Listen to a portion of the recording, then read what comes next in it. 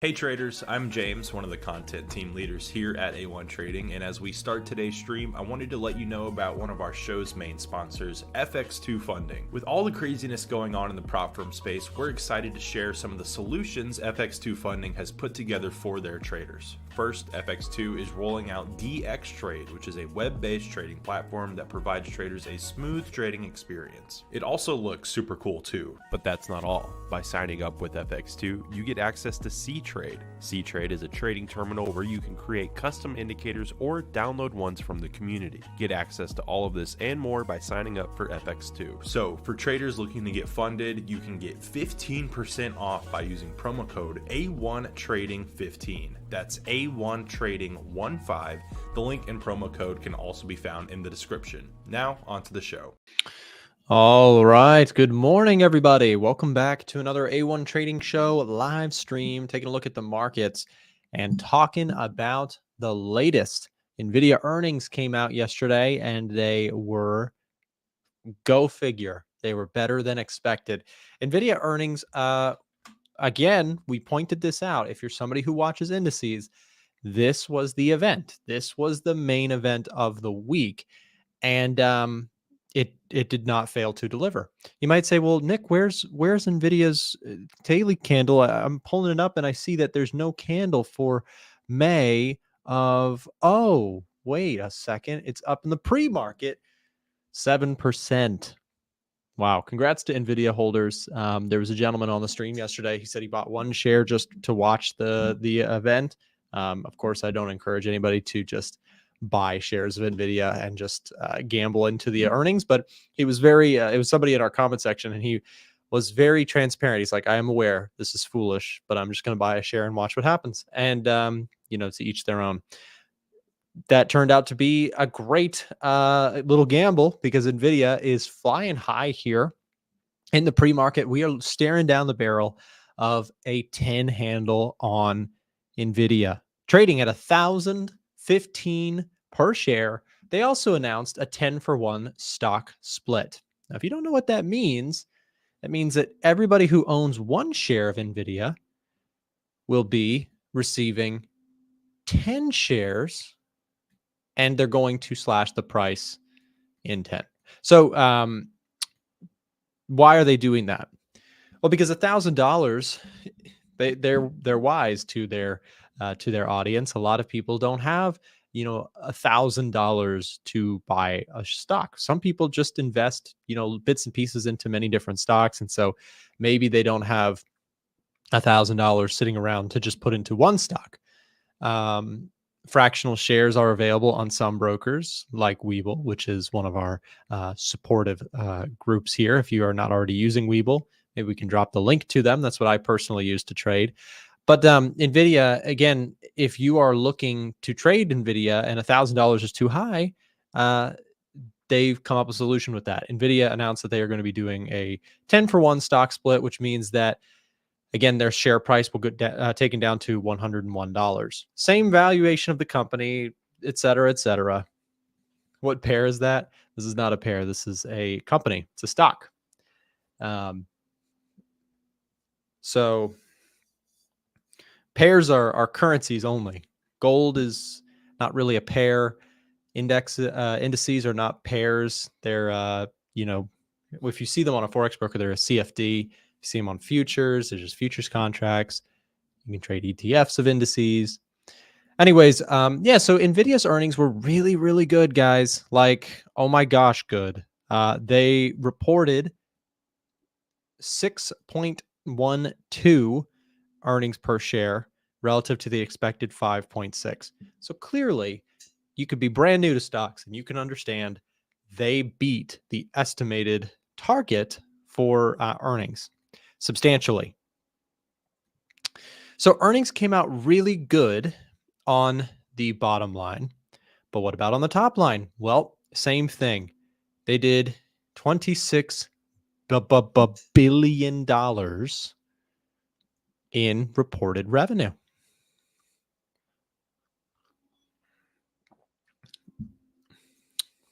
That's kind of insane.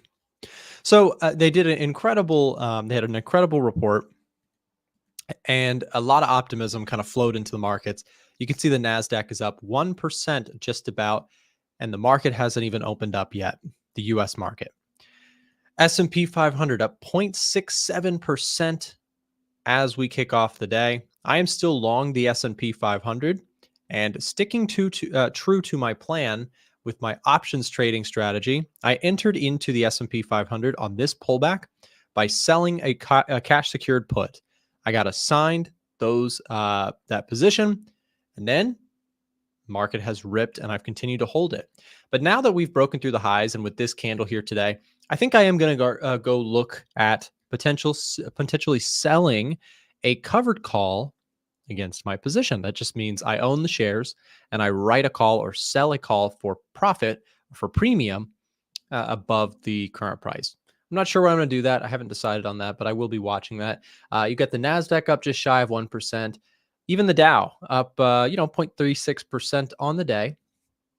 And the Russell bouncing back a little bit. Here in the pre-market, the FTSE, flat on the day. The DAX kind of up. The Nikkei, a little bit of recovery there. And look at that, guys. The VIX tapping on the door to 11 VIX. That is crazy.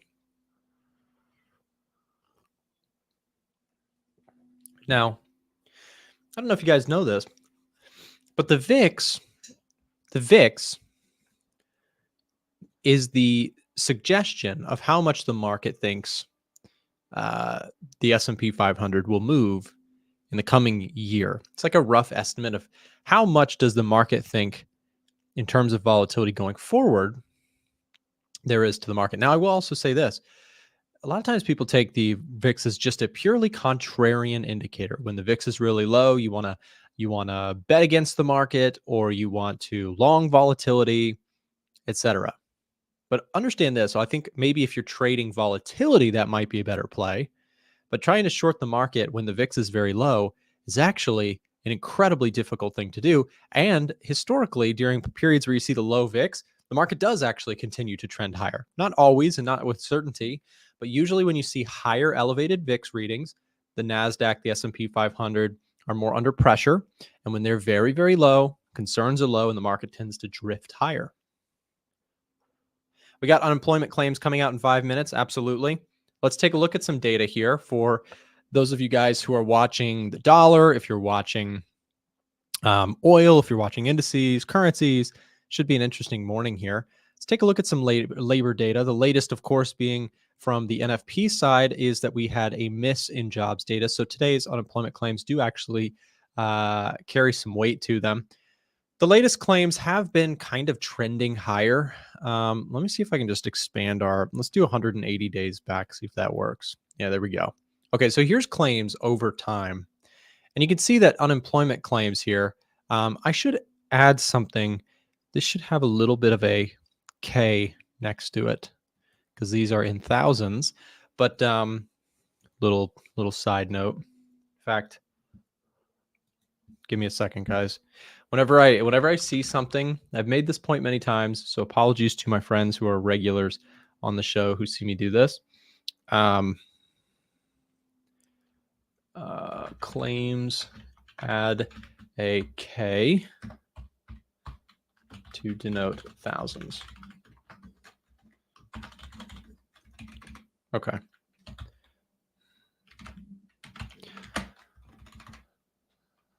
On unemployment claims data, add a K next to the number to denote that the values represent thousands. Okay, sorry about that. So behind the scenes, we have like a project management for the development of the EDGEFINDER. And anytime I see something on the live stream, if I don't immediately write it down somewhere, my problem is I will then forget to make that mention and the change will not happen. So we're going to make that change. Just a small note, but worth mentioning. Anyways, so unemployment claims recently have been starting to make a move higher.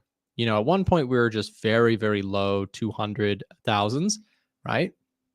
Now we've been recently seeing more claims like 231, 222, 212, 207. So just a mild increase there. But the question is, how much is that going to increase? Is it going to continue to increase?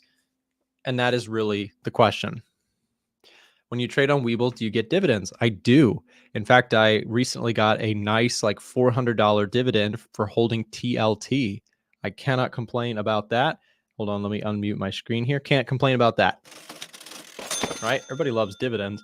It's kind of an interest payment, but TLT pays it in the form of a dividend. Really appreciate the live every day. Well, I appreciate you watching me. Thank you very much for hanging out at the A1 Trading Show. We got a big one today. Today is a sleeper of a day again. Yesterday was just overshadowing because you had Nvidia earnings, but today is big too. We also have to react to currencies. Had some big stuff happen. You had PMI data, I believe, for Europe. So yeah. Emmanuel is repping in the chat. Thank you. Thank you, Emmanuel. More than 400 people watching. Smash the like button and make the ratio close to even as much as you can. Smash the like. Heck yeah.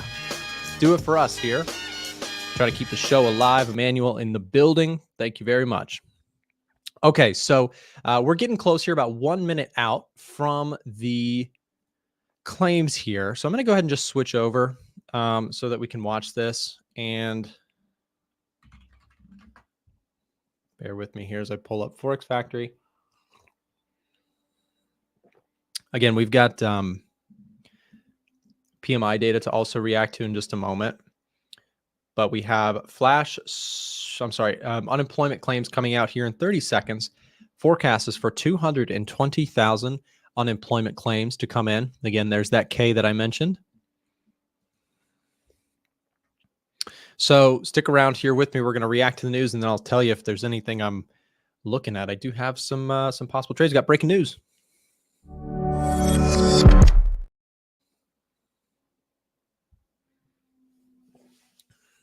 All right, claims should be coming out any moment now.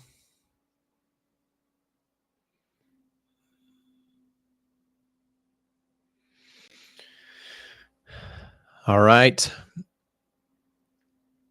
Not much of a reaction here, 10 seconds after the tone here. So probably going to suggest that not a big change from expected. Okay, slightly better than expected. 215,000 unemployment claims compared to the forecasted 220,000. Not so bad. We'll take that. Okay, so unemployment claims came in just slightly lighter than expected. If anything, that is good for the dollar. Remember, the idea being that if more people are filing for unemployment, that would suggest a weaker U.S. economy. And if less people are filing for unemployment, that would suggest a strength in the U.S. economy. So let's switch our views over and take a quick look at the U.S. dollar in reaction to that. We'll take a look here. DXY. Dollar index. I remain bearish on the dollar. In fact, I really like that we are hitting resistance here. I did get stopped out technically from my gold trade, but I am watching gold today. So we'll keep an eye on gold in reaction to this. I'd like to see gold form a bit of a bottom. I'd like to see it bounce back. If that does, kind of form, I am still bullish on gold. But gold might be telling us that we've had our fun with it. I made a lot of money on this move here recently, but with the breakdown, it may be party's over for now. So we'll continue to watch it. But again, I am bullish overall gold. I'm just waiting for price action to kind of agree with my sentiment as well. Speaking of my sentiment is derived from primarily, predominantly, majorly, significantly, solely from the EDGEFINDER. So the EDGEFINDER, when it comes to economic data, is scanning all of the different features that we talk about. If you're here and you're kind of like you pop into the streams here and there, you tune in, you watch what's going on, but you're not like super invested in this stuff. Please understand that we have dedicated so much time and energy into kind of fundamentals. But what I've found, spending all that time trying to understand better fundamentals, is just how incredibly hard it is to fully understand them just off the top of your head. Can I ask you guys just to give me a little bit of feedback here? First of all, if you'd like to try out the EDGEFINDER for 30 days, producers just dropped the link here. There is your trial application form. If you want to get access to our tool for 30 days, click that link, just fill out that brief application. And if you're a good fit, we'll reach out to you and let you know how you can get your 30-day access. Let me ask you guys a question. How much time per day do you allocate to trading? And be honest, because I'm not expecting you to say like, oh, 6 hours a day. I'm just wondering, because back when I had like a full-time job and I was, or like when I was a student, I would genuinely allocate maybe like 2 hours a day to like practicing, learning, back testing, studying stuff. I'm curious, just how much time do you have per day?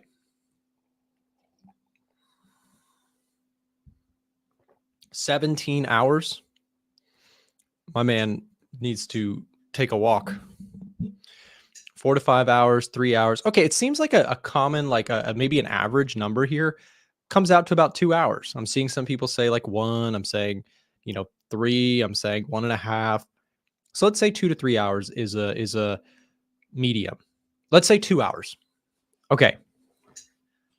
Right now, I have like 12 hours a day, because this is what I do for a living, not just trading, but I'm content creating. I do a podcast for a website called marketpulse.com. I do these YouTube videos, these live streams. I have a software company that I'm building tools around. I dedicate all my time to it. Okay. Like, I've been doing this for nearly a decade. I don't say that to flex, but let me have my confidence moment here for a second. I'm good at what I do. I do this day in, day out. Now, let me tell you something else about that. I'm not just telling you that just to boast of my experience. I also know something that is very true, and why we are in business.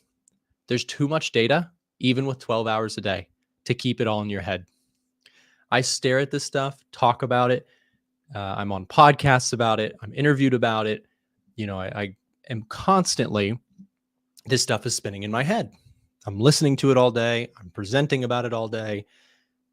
So the reason I tell you that is that you can't use fundamentals without the help of software, unless you have even me with 12 hours a day dedicated to this stuff. I can't keep it all in my head. It's just too many data points, GDP, PMIs, and then you're trying to study the central banks of several different Western, the G7, and you're also trying to understand the geopolitics that are happening in the Middle East. You can't do it. You can't do all of that in your head.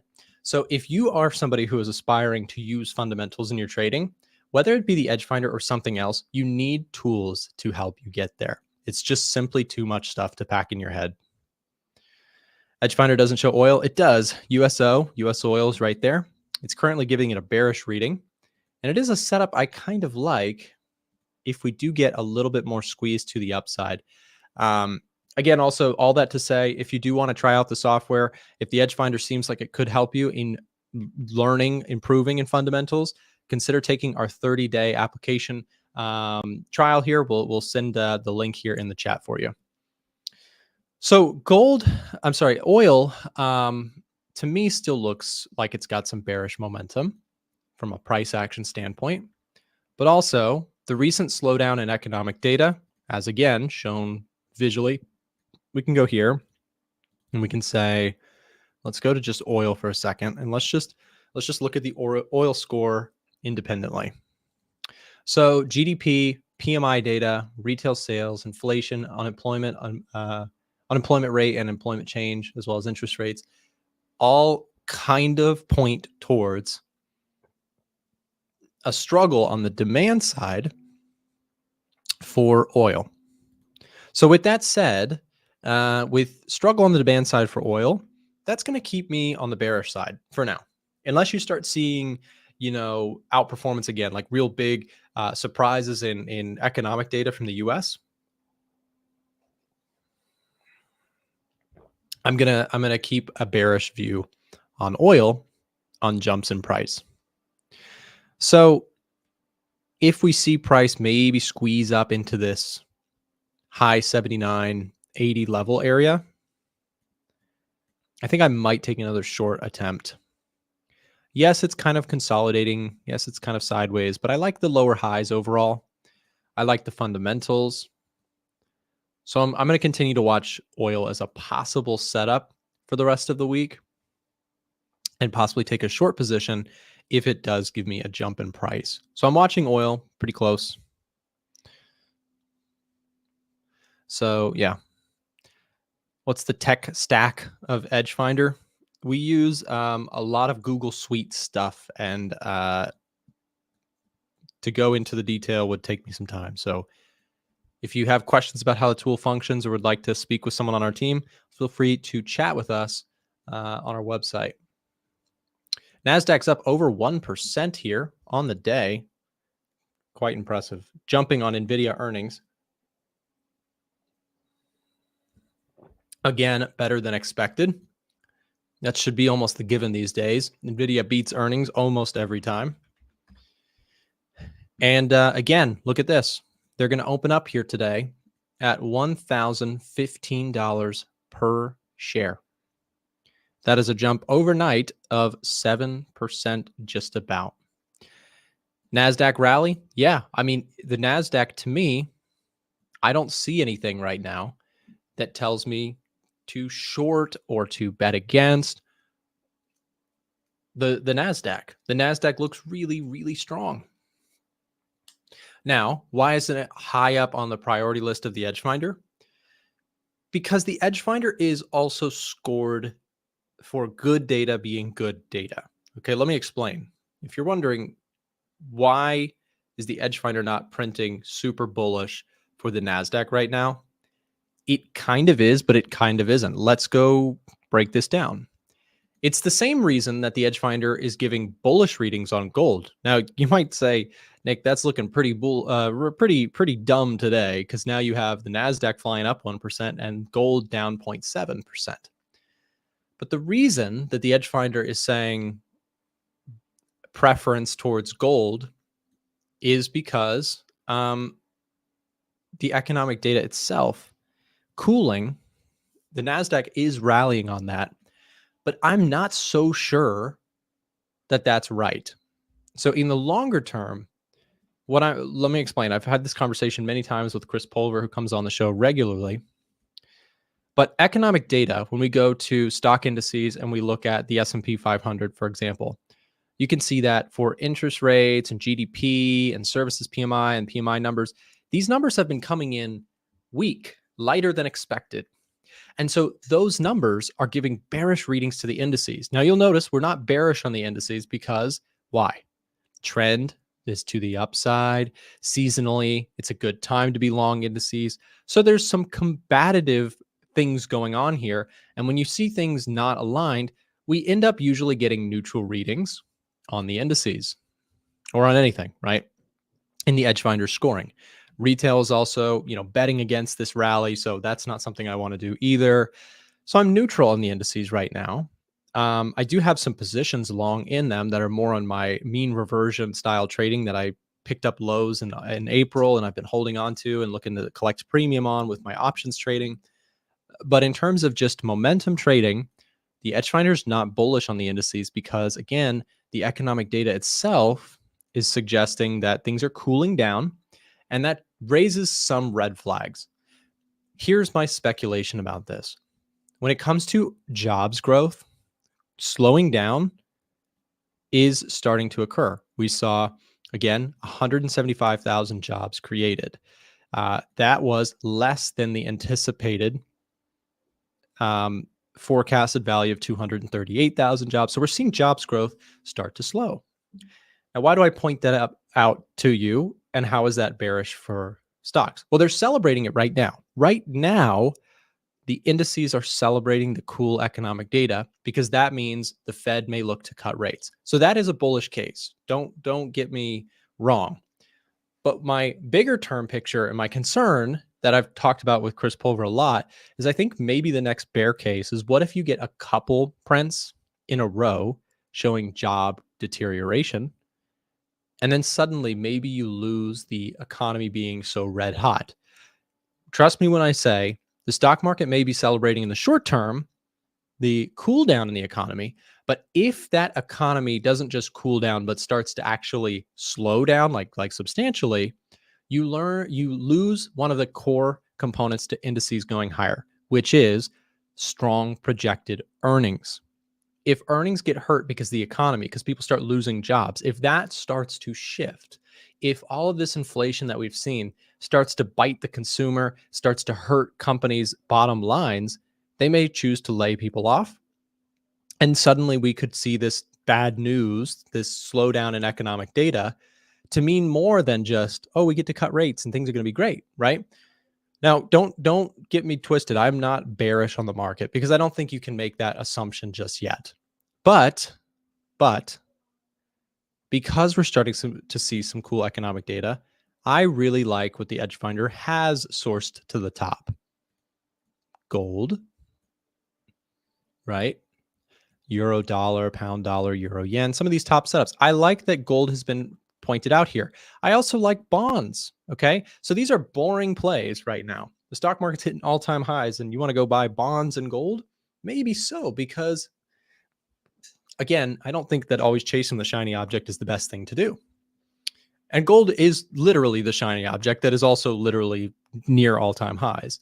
So I recognize that, maybe the least shiny object is to go long TLT that I have in my account. That's like the most boring play. And I'm just flat on it. I haven't seen any gains or any, losses on it. I'm just flat on TLT. I've owned it for some time. But I think that if you do see economic data start to slow and interest rates do get cut, but perhaps because the economy is starting to slow, then you've got a case for gold and TLT that looks really good. Again, I'm not a bear. I'm not outright bearish on the market. I have no short positions. I've not shorted this market. I just think that, as indices hit fresh highs, if you do continue to see economic data start to cool and perhaps it turns the ship a little bit, people are not going to celebrate bad news anymore. So just be careful with that. Would you be less cautious on stocks if GDP was steady or rising? Yes, AJ. If those things that I just pointed out about the indices, like for example, I would like to be long stocks. I would rather, just personally, and there are conflicting thoughts on this. This is, everything in economics, finance, business, stocks, markets, it's controversial, even at the highest level. So here's the thing. If you get jobs data that is really good, some people would say, like if this jobs data had come out and been really strong, that actually make me still bullish on the stock market, because I'm more of like a fan of where the earnings go of companies. That's where I want to follow. And what that would mean is that I want to see the economy stay strong and inflation, if not rapidly deteriorate, just modestly slow, right? That's to me where I want to be really long stocks. But it does concern me that you're starting to see a uniform contraction in the economy, and we do still have relatively inflated high inflation. Guys, we're going to get a little bit more technical here in the following minutes. We've got our regular guests, Miko and Marco, joining the show. Before I bring them in, let me just remind you guys that we are doing an EDGEFINDER giveaway tomorrow. We're giving away a free copy of the EDGEFINDER. We'll do that on stream. If you have not entered into the giveaway for a chance to win a copy of the EDGEFINDER, we've just dropped that link here in the chat live with us here. Enter your name if you have not already. It is free to join. There's no strings attached. Just put your name in, and the winner will be selected tomorrow. So with that said, we're going to take just a quick break while you fill out that form. We'll take this break, and then we'll be right back with Miko and Marco to talk technical Thursday setups. Jumping in.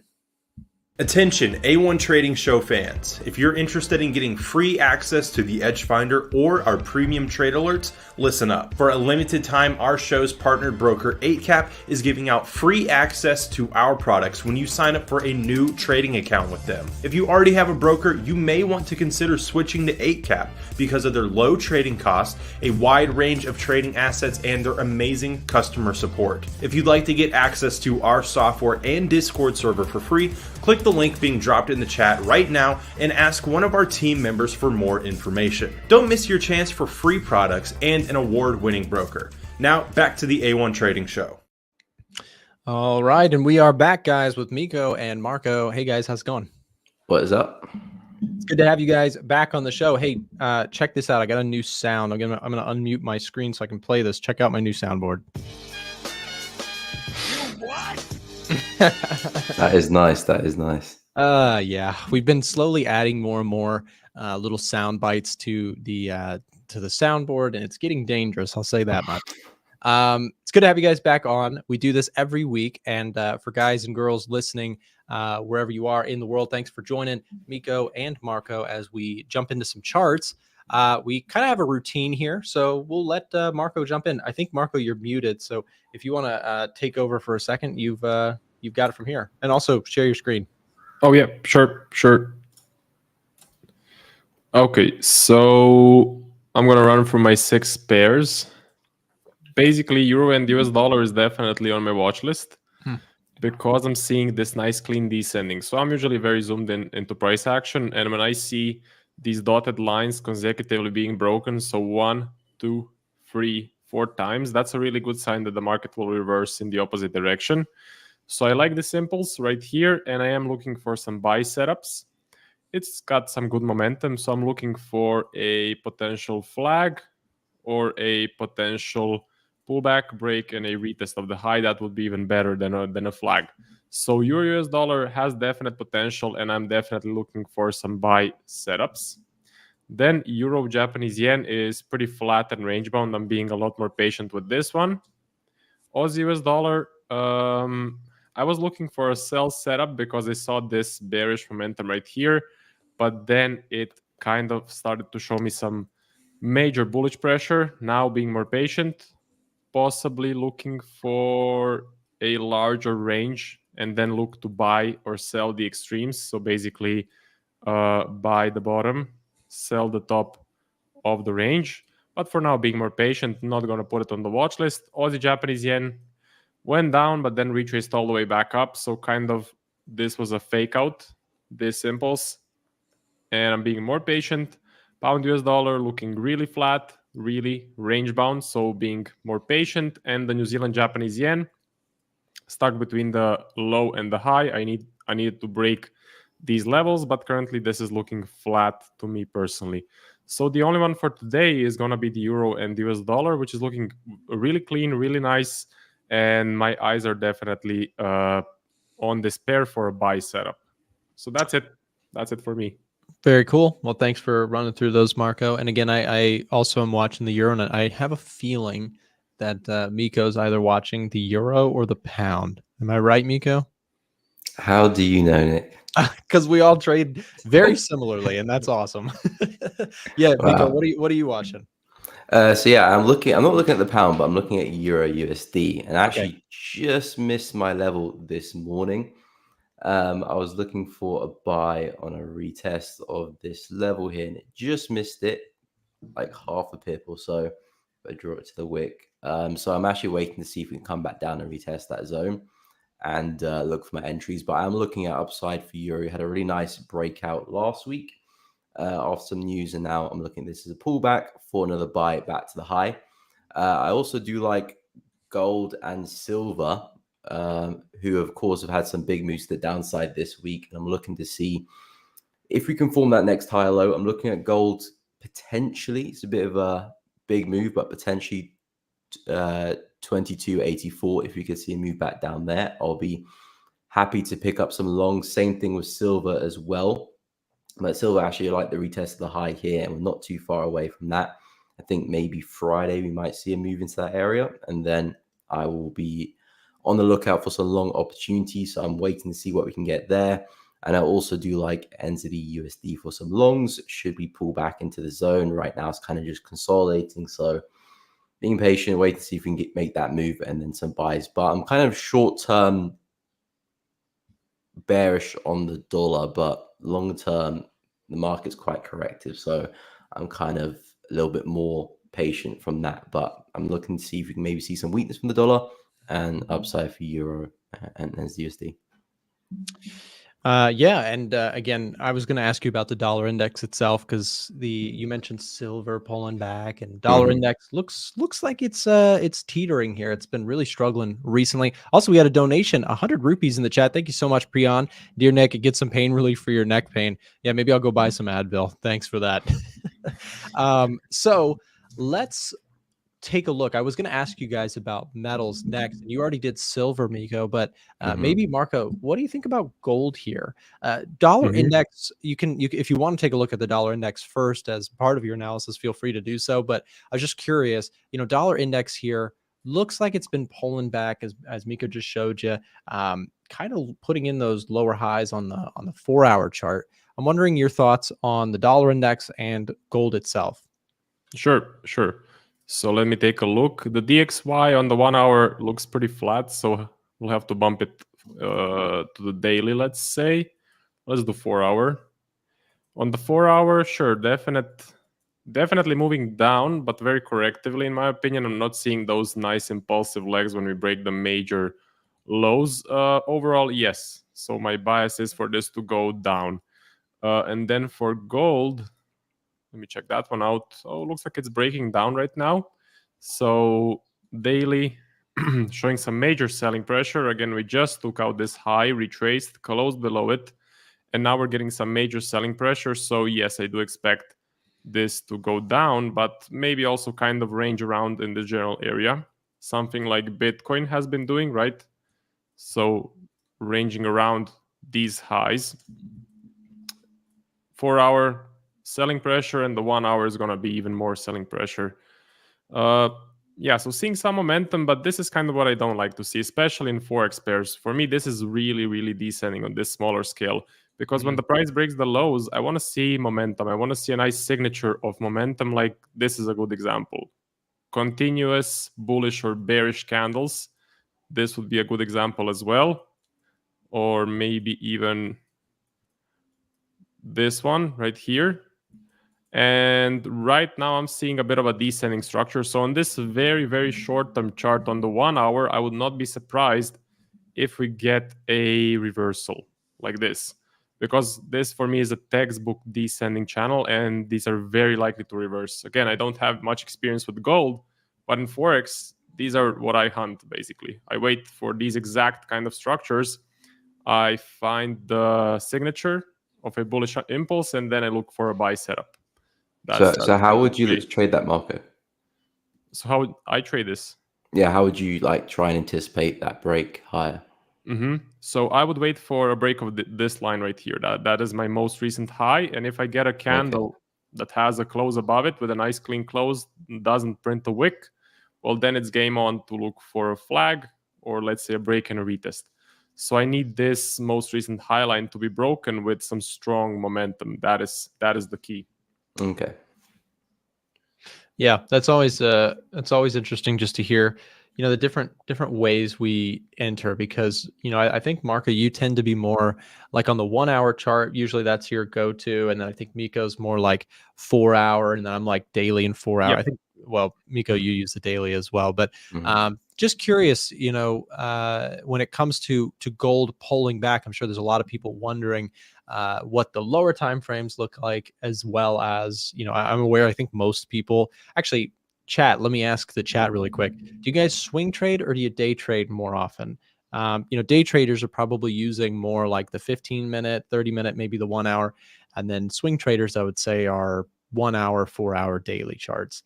1 hour is like kind of the middle ground. I think that's in between day and swing trading. Mika, what are your thoughts on gold? Pulling back here recently. I know you mentioned silver, but what do you think on gold? So yeah, gold. I'm expecting more upside. Not the biggest fan of the break we had higher, like Marco was mentioning. The fact that we just took out the high and came straight back down, also quite sharply as well. I think in the bigger picture, the trend is still very much up. We're still seeing a lot of momentum to the upside. Yes, we're failing at the highs, but I would still expect price to respect levels of support. So this area in particular, I will definitely keep an eye out for some buy opportunities should we get there. In terms of the current price action, this momentum, it's a little bit too too impulsive for me to jump straight in, especially because I'm not really seeing much significance in the levels here. I mean, this area we could see a bounce, but I'm not sure that's enough for me to jump into any trades, especially for a swing. We may see a reaction there, but I wouldn't necessarily expect it to keep going. It could do, of course, but I would bet I'll have a bit more luck down that low. So I'm still looking for buy opportunities on both gold and silver, but I think for gold I like to see a bit more downside, and I'll focus a bit more on the present moment with silver because I like this level here, whereas gold, this is my main area of interest, but still overall bullish. Sure. Yeah, thanks for breaking that down. And again, I think gold is an interesting one because it really was moving with so much momentum. You could see that momentum seems to be, at least for now, fading back the other direction. Broke a key level of support that I was watching both at the 2380 and 2395, let's call it. Once we broke back into the 2400s, it seems like it's been kind of a sell frenzy. How long will that go on? I don't know. I think that, to be honest, the factors towards gold bullishness are still very much there fundamentally, but I'll probably wait for the price action to show signs of bottoming out because it could make a push lower. I ended up trading this thing from back in February. I rode it all the way up, and then I made some money on the long side. I closed out, re-entered, rode it up again. So even though I took a loss, I made a gain on the 3 entries that I made on the way up. I added another one yesterday and got smacked down. So that's usually my sign. If I've had such a good win streak on something and then what was working stops working, it's time to just, ring the register, if you will, and move past it. Other things that have not been going so well for me include things like Bitcoin. I told you guys I tried to short Bitcoin. That was a fable, a huge mistake. And then I also tried to short oil once, but I think I might try that again. So I have some things that are setting up. I'm watching, I'm looking for a possible sell on oil, looking for a possible buy on the euro, which I think we all kind of indicated some interest in that. We'll see if that one sets up. But again, for now, gold, I'm just going to step to the side and take profits on the recent move that it's had. I also want to ask you guys, so another thing that's been on fire here recently has been the indices, and they're roaring back. I mentioned a couple weeks ago, I was very wrong about thinking that this was not going to be a V-shaped recovery. I wasn't short and I wasn't bearish on the indices, but I mentioned that I thought we'd see more of a, consolidation. Elections are coming. Nobody knows for certain what's going to happen next. And so, you had this just V-shaped recovery and propelled further today by the Nvidia earnings that happened last night. They came out better than expected. Who would have guessed? They beat every single time, but Nvidia, not actually, but most of the time they really dazzle the markets. That's why the stock is up a bajillion % in the last few years. But Nvidia crossing over the $1,000 mark per share. They announced a 10-for-1 split, better than expected earnings, both on the top and bottom line. And it's bringing the NASDAQ with it. The NASDAQ is breaking to a new all-time high here today. I want to get you guys' thoughts on either the NASDAQ, which is up again about 1% on the day, or the S&P 500, US 30. Marco, you first. Which index do you talk about today? Sure. So S&P. Let me take a look at that one. And there was a comment about the indicator that I use. It's basically this one. So GT recent high low by Bong Hyun. So S&P 500. Yeah, looking bullish on this 1 hour, but I think I need to bump it up a bit. 4 hour looks even better, and the daily is going to look absolutely full of momentum.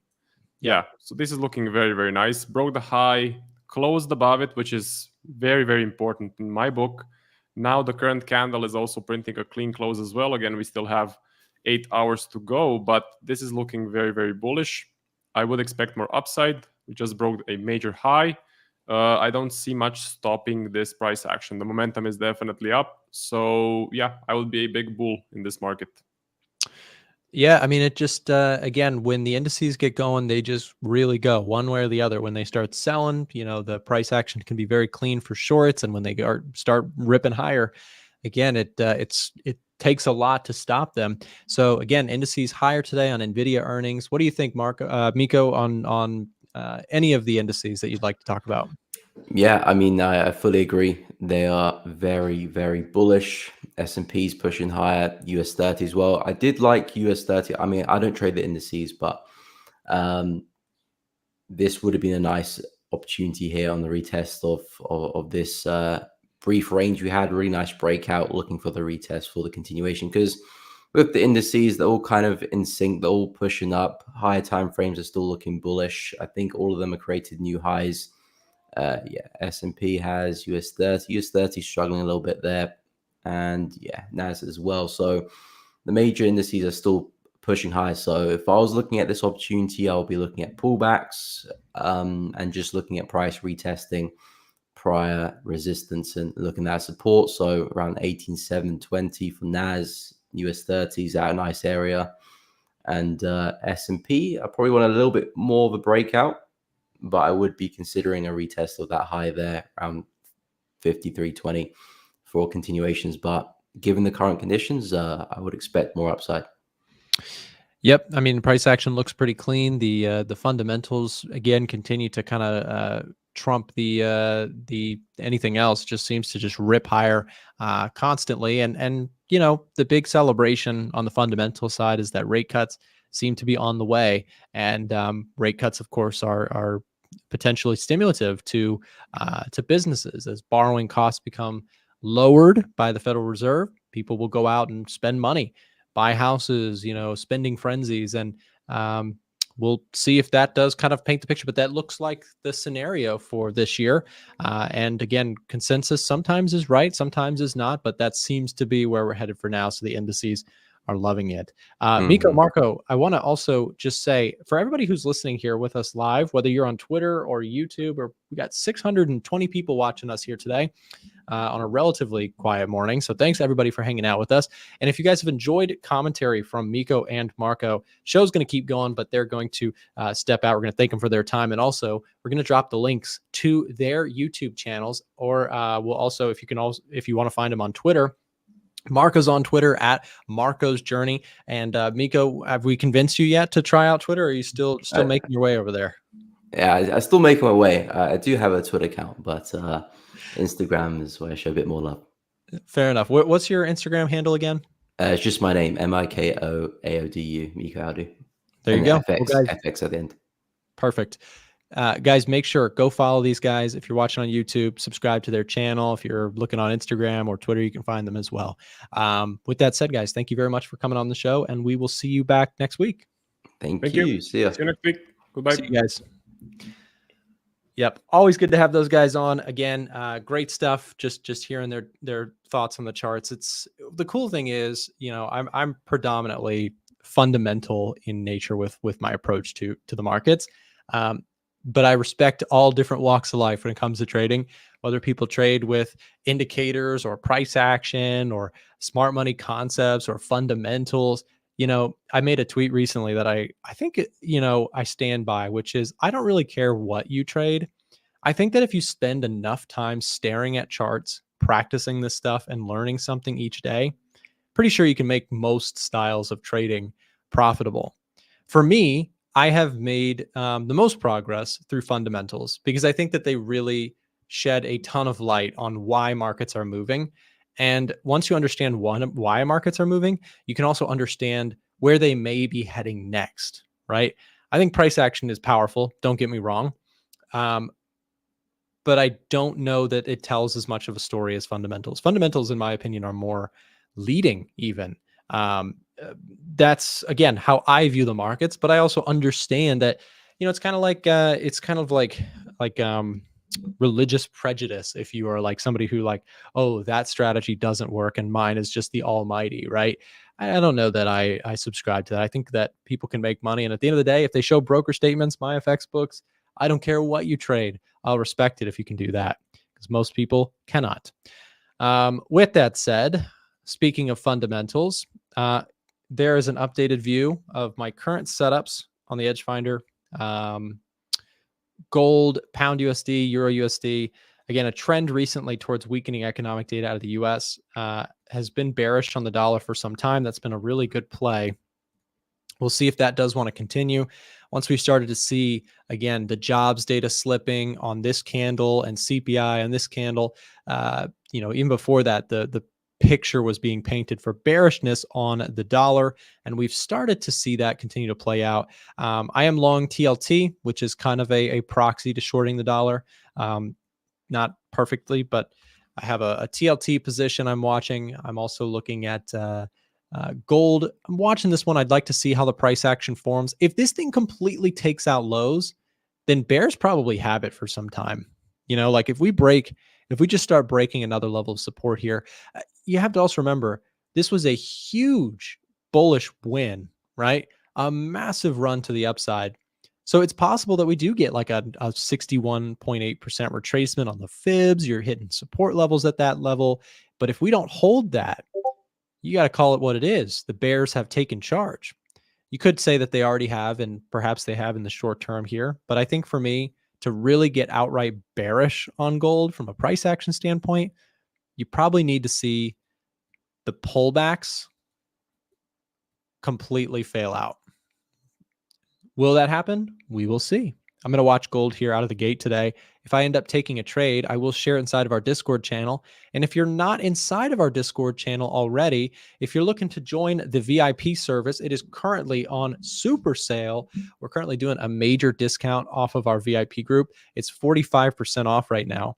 If you would like to join, if that sounds like it could be beneficial to you, you can get all of the trade notifications being shared by myself, Frank, and Ivan, our three traders here at A1.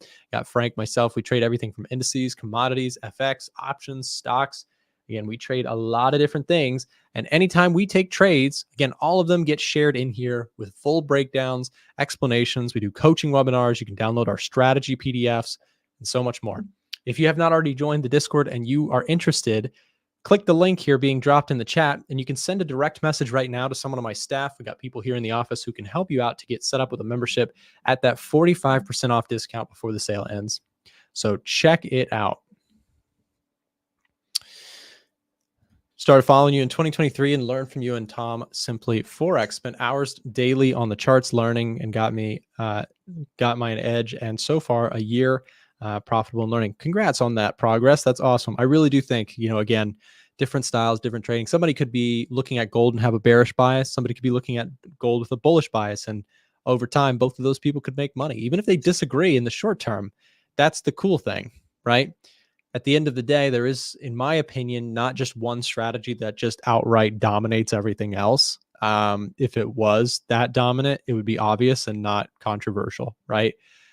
There would be no debate. If there was something that just outright had the stats and we started seeing, we hardly see anybody who shows broker statements or MyFX books. Like, that's so rare. If we suddenly saw a surge, like, this would tell you that a social strategy is just outright superior. And here's my evidence against that concept. For people who say, oh, this strategy is superior than everything else, and I'm just such a hot shot, but they don't show a broker statement, you got nothing. You got no proof. If we saw a revolution of people saying, look, here are my broker statements, I trade this strategy, and everybody saw uniformly that it was XYZ strategy taught by XYZ person, it would become obvious and everybody would start trading that. And to be fair, what would probably happen in that is that if everybody started trading a strategy, it'd probably lose its edge. Because that's how markets work. If everybody has an if there's a gimmick or a cheat code in the market sniffs it out and removes the edge. If you use a knife too many times, the edge starts to get dull, right? Dang. That was kind of good right there, huh? You what? Anyways, please show us how you analyze. I have several videos on my channel if you'd like to completely understand my trading strategy. I don't sell a course. To be fair, though, I'm not a saint. I sell software tools at my company, A1 Trading, and most of my strategy is involved within the EDGEFINDER. Myself and Frank have been building this tool together based on our trading methodologies.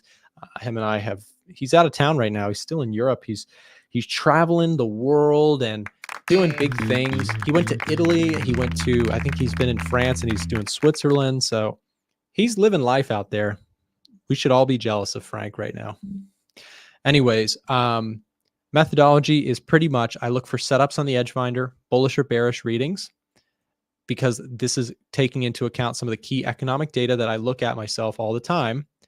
So I'm looking at things like jobs data. I'm looking at like growth in the economy. I'm looking at, unemployment data. I'm looking at inflation statistics. I'm looking at all of this stuff. And instead of trying to keep this all in my brain, we've built an algorithm that will look at all that stuff for you, generate biases one way or the other. And then I place trades using technical analysis that I think is like the simplest textbook stuff. I'm not, I'm not like I don't hide anything about my trading strategy. 100%.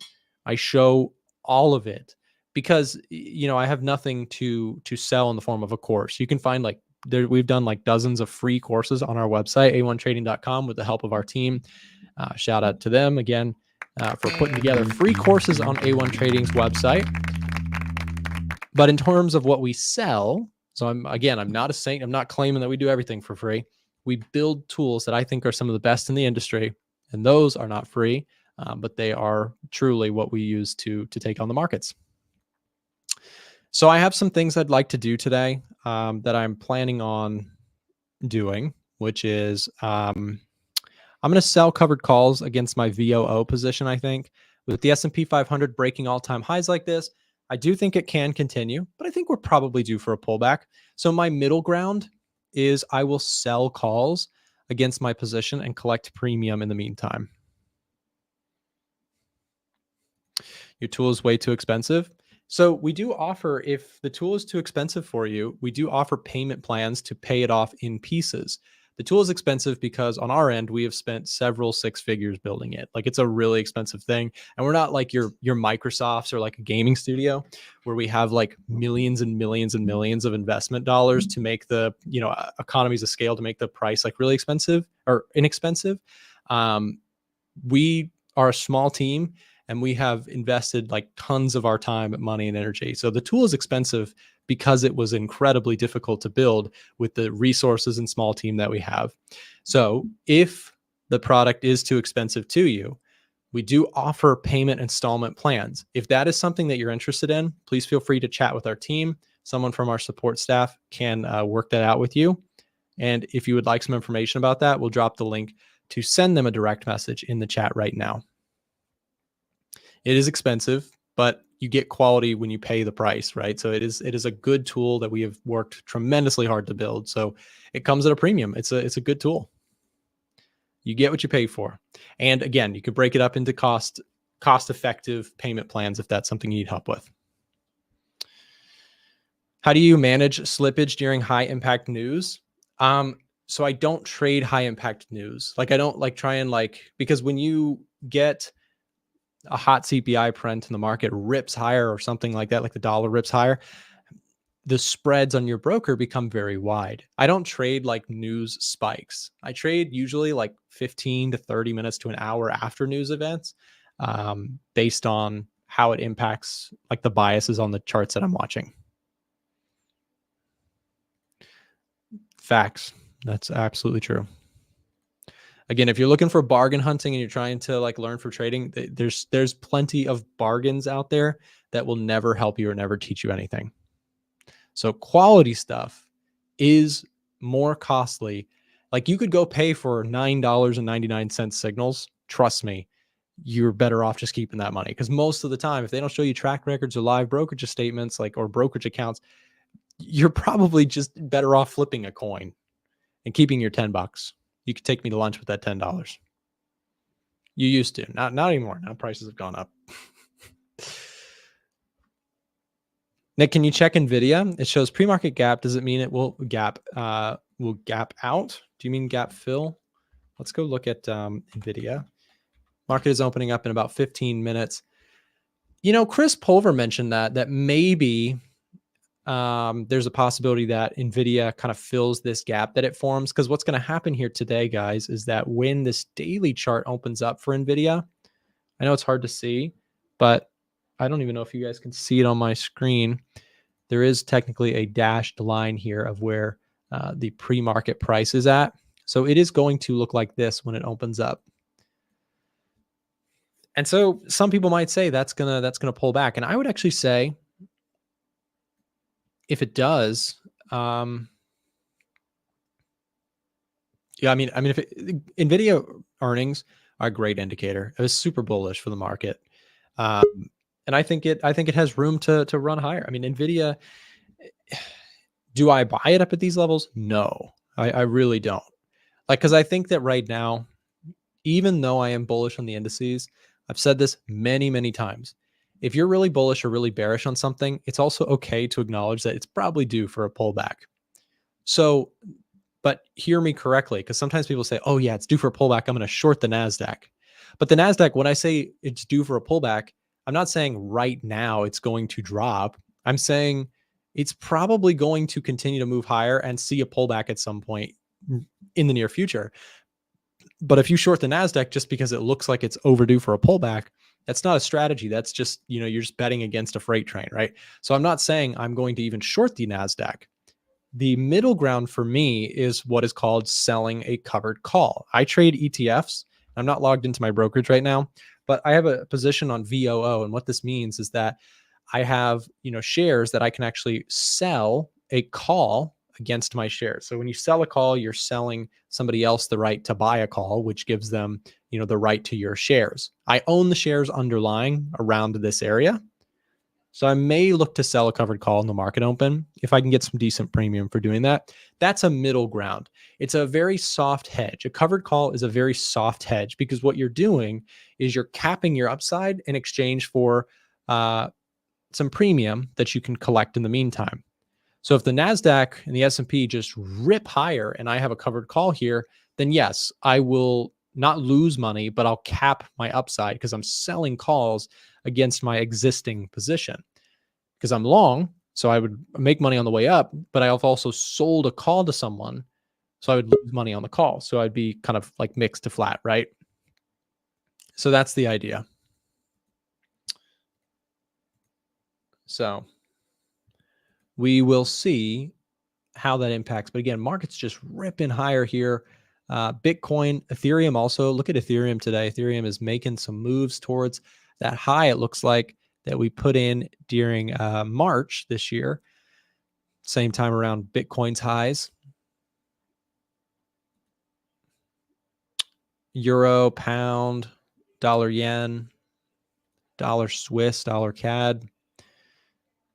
I'm very curious, guys. We've got about 10 minutes to go until the US stock market opens up. That's probably the most interesting thing to me this morning, just to watch how Nvidia plays out in the opening, trading session. Again, Nvidia will be gapping up to 1,015 or so a share, thanks to its very, very impressive earnings. So we will we'll watch this and see what we get.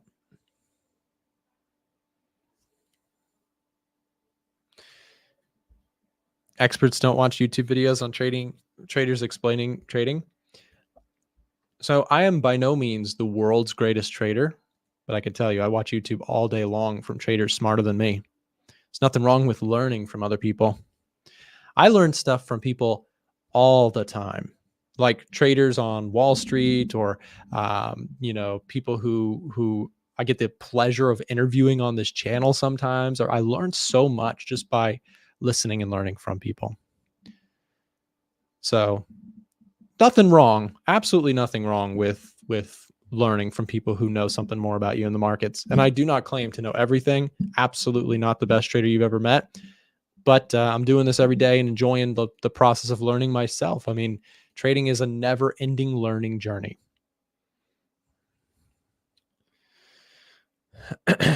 So, yeah. And actually, yes, this is kind of true. So there's a lot of shadow professional traders that watch my content. I am honored by it. It is possibly one of the most like one of my biggest flexes ever, is that there are traders I know who are very profitable, who are not like social media people, who watch my content and really enjoy it. And that is like the coolest thing in the world, because sometimes they'll even like give me tips, or like, they're pointing out something that happened to me and I'm like, oh, I got to look into that. And So yeah, we've got, you know, I think what we're trying to build here on the show is a community, you know, community of real traders, like no nonsense, people weighing in on what's going on, you know, no Lambos, no lifestyles. I try and keep my private life completely out of, you know, my YouTube channel. So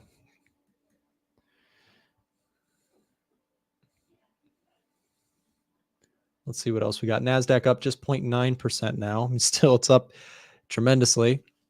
I'm a little disappointed with my XLK. I told you guys I capped my upside on XLK.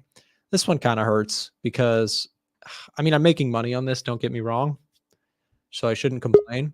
But I did cap my upside because I sold calls at 215. So I'm missing out on the gains on my shares. So I own shares down in this area. I can't remember the price. But I've capped my upside. So I'm missing out on like $2.50 a share. And I think I have 1,000 shares. So I think I'm missing out on like $2,600 right now because I sold calls. Easy to pick on selling covered calls when it doesn't work out. But most of the time, selling covered calls has been a nice way to smoothen out my equity curve. And that's been awesome. Anyways, joining us in just a moment, we're going to have Ivan FXW join the chat, and he's going to be talking with us a little bit about what's been going on, the latest. We have claims this morning, so stick around. We'll take just a quick break, and then we'll be back with Ivan to talk about what's going next in the markets.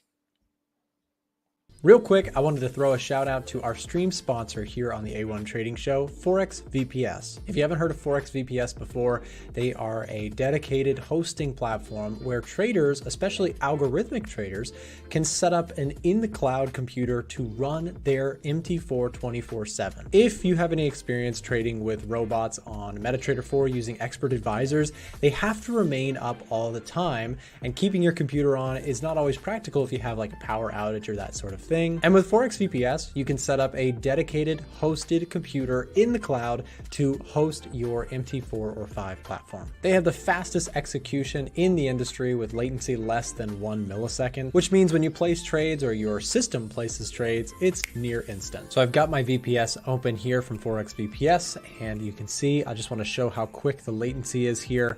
So if I click sell, you can see it is right away. I'm in the trade, all set, as if I was sitting on this computer, even though it's somewhere in the cloud. For stream viewers right now, Forex VPS is offering 30% off of your final subscription. If you're interested in giving it a shot, there's no risk. Why not? Use the link down below and the promo code there, A1Trading30, for 30% off. If you're watching this stream at a later time, you can also find it linked in the description below. All right, and we are back with the man, the myth, the legend, Ivan FXW. How's it going? It's going all right. Do you like my new soundboard addition? Yeah, fantastic. Why not? Why not? Really well, Ivan. I think, you know, it really brings out your eyes. So, Ivan, what's the latest? We have claims that came out this morning. You had some PMI numbers out of Europe and the UK, right? What are you watching today? I'm watching my my booking calendar. It's very empty today. Oh, that's what we're gonna plug today, guys. That is what we are gonna plug today. I was giving away 30 minutes calls today, the whole day, and I'm wondering why I'm here. I'm supposed to be in meetings. So there's only 2 guys that books. I was like, okay, cool. So we're done. We're done with my shipping in this group. Then nobody needs any more help here. Then. Well, let's change that. If you guys would like a 30-minute call for free with Ivan today, let's get that link. I'm going to grab it. And this is, please take this seriously. You know, Ivan, he's a busy man. You know, he's a father, guys. You can't be wasting Ivan's time. Okay. He's a father. But this right here, this link, I'm going to drop it. Take a second. If you'd like a free 30-minute call with Ivan to explore what's going on in your personal life, just kidding, you're trading, then Ivan will take some time with you. Again, take advantage, fill up his calendar really quick if you guys would like. That is totally free to do. And Ivan has been coaching inside of our group for some time, and has helped numerous traders get over some of their hurdles. So if that's something that would be helpful to you, take advantage of that offer. With that said, Ivan, the dollar index. Also, I love the name change, Ivan FXW. That really, really, really suits you, and I like it. Okay, so what about the dollar? What about the euro, the pound? What charts are you watching? I'm actually watching dollar falling at the moment. I want it to rise, so I'm on the trigger, like my mouse is here, ready to buy the dollar. But I'm very discouraged this morning by said Euro PMI. That was a slightly more hot than I anticipated. Jobless claims didn't give me any hope of strength, so I don't know. I don't know. Maybe the Forex gods can intervene and give me like a big bullish candle, then I can buy. Fair enough. Well, you're waiting to see what happens. And the other thing that I thought was interesting this morning could also be impacting the dollar a lot is all this euro and pound PMI data. Have you looked at any of this? No, yeah, I've seen them now, and I saw them earlier today. Much better. Everything is better than expected, almost. So it's well, slightly. Some of them are below 50, some of them above. It's still what? It's still in line with ECB cutting. It's just shorter volatility for today or whatever. It's not fantastic for the dollar weakness, for the dollar strength I want to see. Sure. Yeah. And again, still the story seems that the central banks in Europe are going to look to cut rates. That being said, on the short-term basis, the euro, the pound, they're up today. We will see how, if that persists. The euro has been, doing pretty well in recent weeks. I think that if you are dollar bullish, I think I like your take there. If you are dollar bullish, just be cautious and wait for it to actually show signs of strengthening again. As we know, when the dollar index does get going, I mean, it gets going, but it might take a little, you might have a couple false starts here. But the issue that I see is you had NFP and CPI. These are the biggest, red candles. I mean, fair enough. Yes, it did bounce off of that level, but those numbers probably are spooking some of the dollar bulls. The question will then be, what gets us to kind of really change the narrative and start moving higher? The one thing I do like about the dollar index is it trends not incredibly well, but it's pretty clear when you get these big changes in direction. I mean, these big candles speak volume. And so the question is, do you get a big cream candle at some point? And what would that potentially be? I mean, Ivan, what's the next catalyst? We have jobs data coming up, right? Don't we have like PMIs today? We do. Manufacturing services composite in 15. Mm-hmm. That's probably the one. Okay, this is not breaking news, but I saw on the Squawk that Bank of England has closed all speeches until the general election, 4th of July. So no more talking from them. Interesting. So that's kind of just keep quiet for a little bit. So we'll have to see what that brings. And as you mentioned, you have in 15 minutes PMI data out of the US that could be market moving. New home sales as well today. And then I guess if we look tomorrow, I don't think we have anything too big. You do have consumer sentiment. That could be something worth noting. If we take a look at next week, you do have consumer confidence. You have monetary policy from the UK. And then you have preliminary GDP. Okay, so GDP numbers on Thursday. Claims, of course. Just looking ahead just to see everything we've got. And we've got core PCE. Okay, so Friday may be the next potentially moving event. If you get our next reading on PCE, that's going to be inflation. So I guess for now, markets are, we've got a lot of data behind us. I mentioned also, I don't know, did you see the Nvidia earnings, Ivan? No, I didn't. Check this out. I just saw the headline. So look at this. pretend you don't see that candle up there. You're coming to the Nvidia chart. You're like, oh wow, where's the price for today? Oh, it's way up here.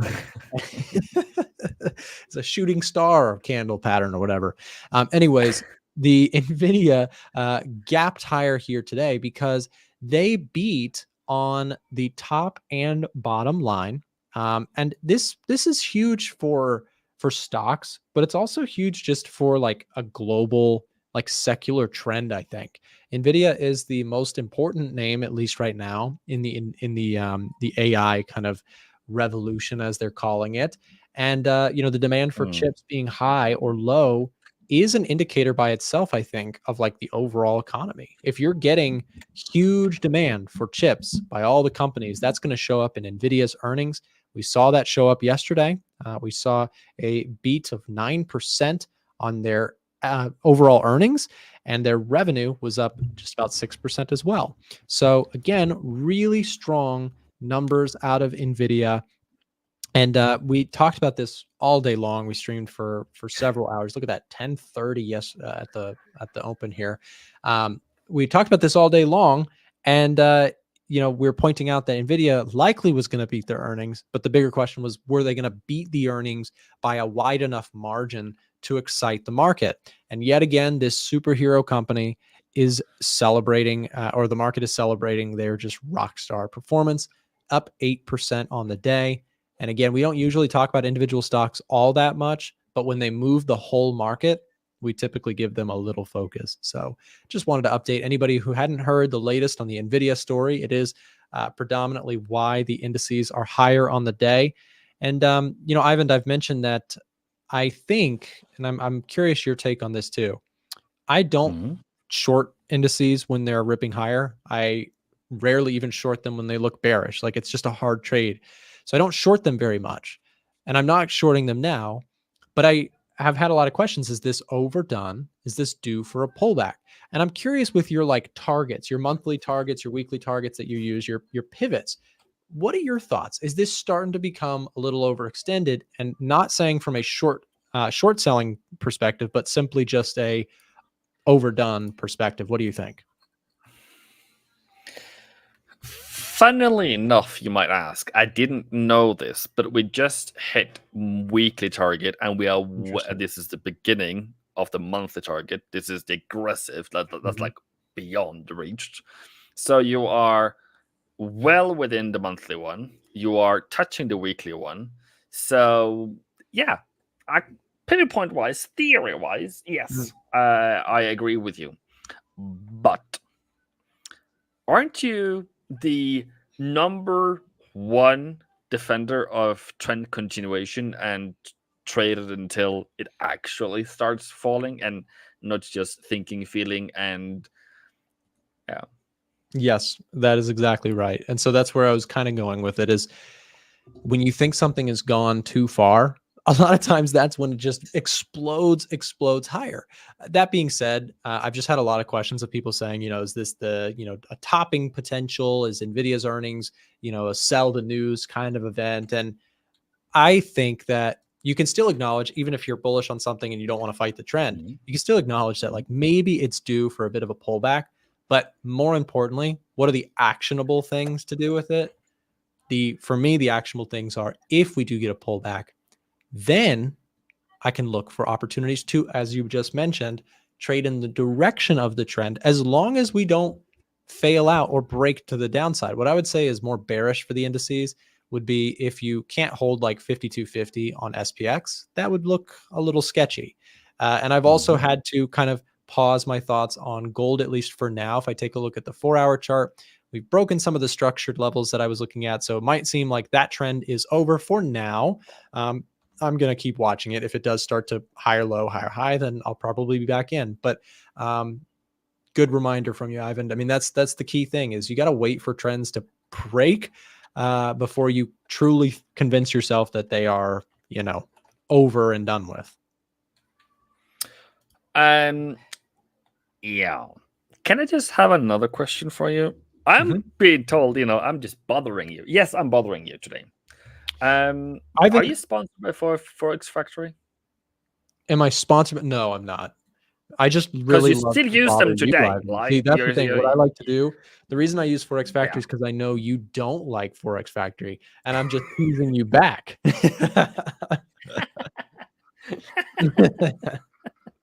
Yeah. Old habit is difficult to change, eh? No, it is. And sometimes I just use Forex Factory because I know like the really simple ones, like claims data today. I just needed to grab it quick and I know exactly how to find it really fast. But FX Street is better, I will say. I've been using it. It's an awesome site. Well, I'm not sponsored either, so we just give them free real estate at this point. But it is actually very important that we find or use a calendar or a source that is accurate and timely and doesn't spend too many nanoseconds to give us the information once the information is publicly available. Yep, it's definitely true. It's definitely true. So, Ivan, I wanted to ask you too. I know last time we talked about the dollar a lot. We also talked about the yen a lot. This morning, I was actually watching a documentary on the lost decade from Japan, and I don't think either one of us was living in the 80s. At least we weren't, kids at the time. And I was a 96 baby. When were you born, Ivan? Are you 90s? I'm part of the old gang in the 90s. Yeah. Okay, so you were born like 1890s. Got it. Anyways, I'm just kidding. But I was watching that documentary. I thought it was interesting, and I'm wondering your thoughts on the Nikkei is making a move higher. The yen here recently. How's the yen doing today? The Japanese yen still kind of getting beat up, and what I found in that documentary that was so interesting was the super weak yen was actually initially doctored by the US and Western allies. So I learned from this documentary, I thought this was interesting. After World War II, they wanted to kind of revitalize Japan. And so the Western kind of allies planted this kind of monetary policy of like super weak yen, stuff. So what they did is they made it so that the US was like the sole importer of Japanese goods. And because the US was on an absolute frenzy after World War II and became like the single world power for some time, Japan had a really good customer in the US and sold goods. And that led to a massive Japanese boom in the 80s.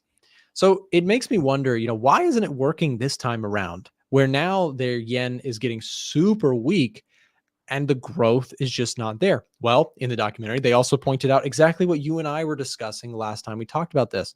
The old generation is huge relative to a declining birth rate in Japan. And that is an issue because back in the 80s, they had a younger population. They had, seen like this stimulus from a foreign country that wanted to buy all their goods. And back then, Ivan, I think it was 30 out of the world's top 50 companies were Japanese companies. And now it's just one. That's Toyota. So fascinating just to learn. I just love history like that stuff. And I figured I would share my documentary findings today. All that to say, what do you think about the yen today? I can add, because I think I was also suggested that. Is that by somebody called P. Boyle by any chance? Let me see. Patrick Boyle. Japan's Lost Decade. It's by Cold Fusion. It has 1.2 million views. It's called Japan's Lost Decade, an Economic Disaster. It was uploaded 9 days ago and it has 1.2 million. That's some crazy views. Cold Fusion is the channel, but I'm sure that the one you pointed out is probably also worth checking out as well. So maybe I'll watch. What did you say the one you were looking at was? Patrick Boyle had a documentary 4 days ago about the $60 billion they spent defending yen. And he said that the reason why yen isn't strengthening because and why they don't increase interest rates is because they're trying to create wage growth so they can create inflation. But the companies are producing record profits, but they haven't increased the wages for 30 years. Interesting. Almost. So, Interesting. how are you going to spend money in a decreasing value of your own currency? One problem there becomes then, I don't know, my tummy is rumbling, but there becomes a problem that then you would save your money and don't use it, and that just makes everything worse. Yep. So Saving societies are that's not good. You got to have that money going back into the system. that's why we spent a lot of money during COVID, and that's why they're spending a little money now for the past 30 years. Yeah. So of what I think about yen, I'm going to come up with a revolutionary, fantastic theory that we are going to continue falling. Dollar yen is going to continue rising as long as current monetary policy is in place. And it seems to me that Bank of Japan, the Japanese yen, is in a very hard place. Not only weakness, but it can get out. Yeah, it seems like it's just such a big problem that I don't, like the whole like population growth decline and aging population. I mean, that is really hard to reverse. I have no idea how you reverse that. And, not to mention the Bank of Japan has had a numerous, failures at trying to solve this problem over the decades. And not to say like, oh, they're just dumb. I'm not criticizing them, but I think that they have an incredibly difficult task in front of them. The US, another documentary I listened to. Yeah, I'm a documentary guy. Okay. So this was talking about Miami and how it's become like a Latin American hotspot in like North America, because a lot of other countries have experienced like high levels of crime or hyperinflation. And so they all started looking for places to convene and for a better life. And, that's the American dream is to come to America. And so this Miami attracted not just anybody, but they attracted wealthy people from other Latin American nations who were looking for, and who this is happening as we speak, looking for a place where they could, have a solid banking system and opportunities and a currency that's not rapidly deteriorating like in Venezuela and other countries. So in some ways, immigration is a powerful thing for the US because it brings in, if done correctly, it can bring in great talent. Like recruiting business people and bankers and professionals from other countries is a powerful thing. So I wonder if like Japan, I obviously am not a Japanese official, but I wonder if immigration is something that they've tried to incorporate more into, because I feel like that's a positive thing too, like flowing people into your country, etc. Also, we just had PMI data, so I apologize for that. You've got that data for us, Ivan? Yeah, it's breaking news. Okay. So yeah, we have way above, way better composite, way better services, which is most important one here. And then manufacturing is also slightly above, but beating it by beating expectation by 3 points is, I would say, quite significant today. Yeah, for sure. And look at the reaction here. S&P moving lower on that number, even though the Nvidia earnings were kind of a pop pre-market. I mean, look at that sell off there. Dollar index up. Ivan, your dollar index is calling. It wants it wants to take you on a date. The dollar index, the Nikkei is down, of course, on that. The Russell down. Obviously, Russell will hate that. The Nasdaq. So PMI data, interesting though. Gold here also a little bit of a shoot to the downside there. Oil moving slightly higher, but then kind of erasing it. Yields up. That makes sense. So yields up. TLT, don't do it to me. Going down here. Bitcoin down. Ethereum down. Euro, pound. Just running through all the charts here really quick just to see reaction. There goes dollar yen. As we just spoke about yen weakness, seems like yen continuing to weaken. Yeah. For everyone who's there, just Yeah. Just sold euro dollar. Oh, see you if sold euro dollar. Okay. Sorry. I was supposed to fix that one much better. Slightly like that, something in that direction. 50 pips, 109 is my stop loss, and then we'll see if we go lower. It's scalp at this point, but I want to go down to 107.50 at least. Wow, look So at that that's 5-minute candle. My goodness, the euro just dropped like 20, 25 pips here on the euro dollar. We'll see where that goes. Very, very That's interesting. beautiful. Ivan, do you want to take over the stream for a little bit? Yeah, I can say a couple of two things, I guess. Okay. All right, yeah, you got it. Guys, before I head out and give Ivan the show for a few minutes, let me just remind everybody, if you have not entered our EDGEFINDER giveaway, we're giving away a copy tomorrow. So if you have not entered, please feel free to do so. It takes 2 seconds. You can click the link being dropped in the chat, fill out that application for a chance to win a free copy of the EDGEFINDER. Again, that will be announced tomorrow, so don't miss it. And Ivan, you got the show. Enjoy it, man, and we'll see you back next time. Thank you.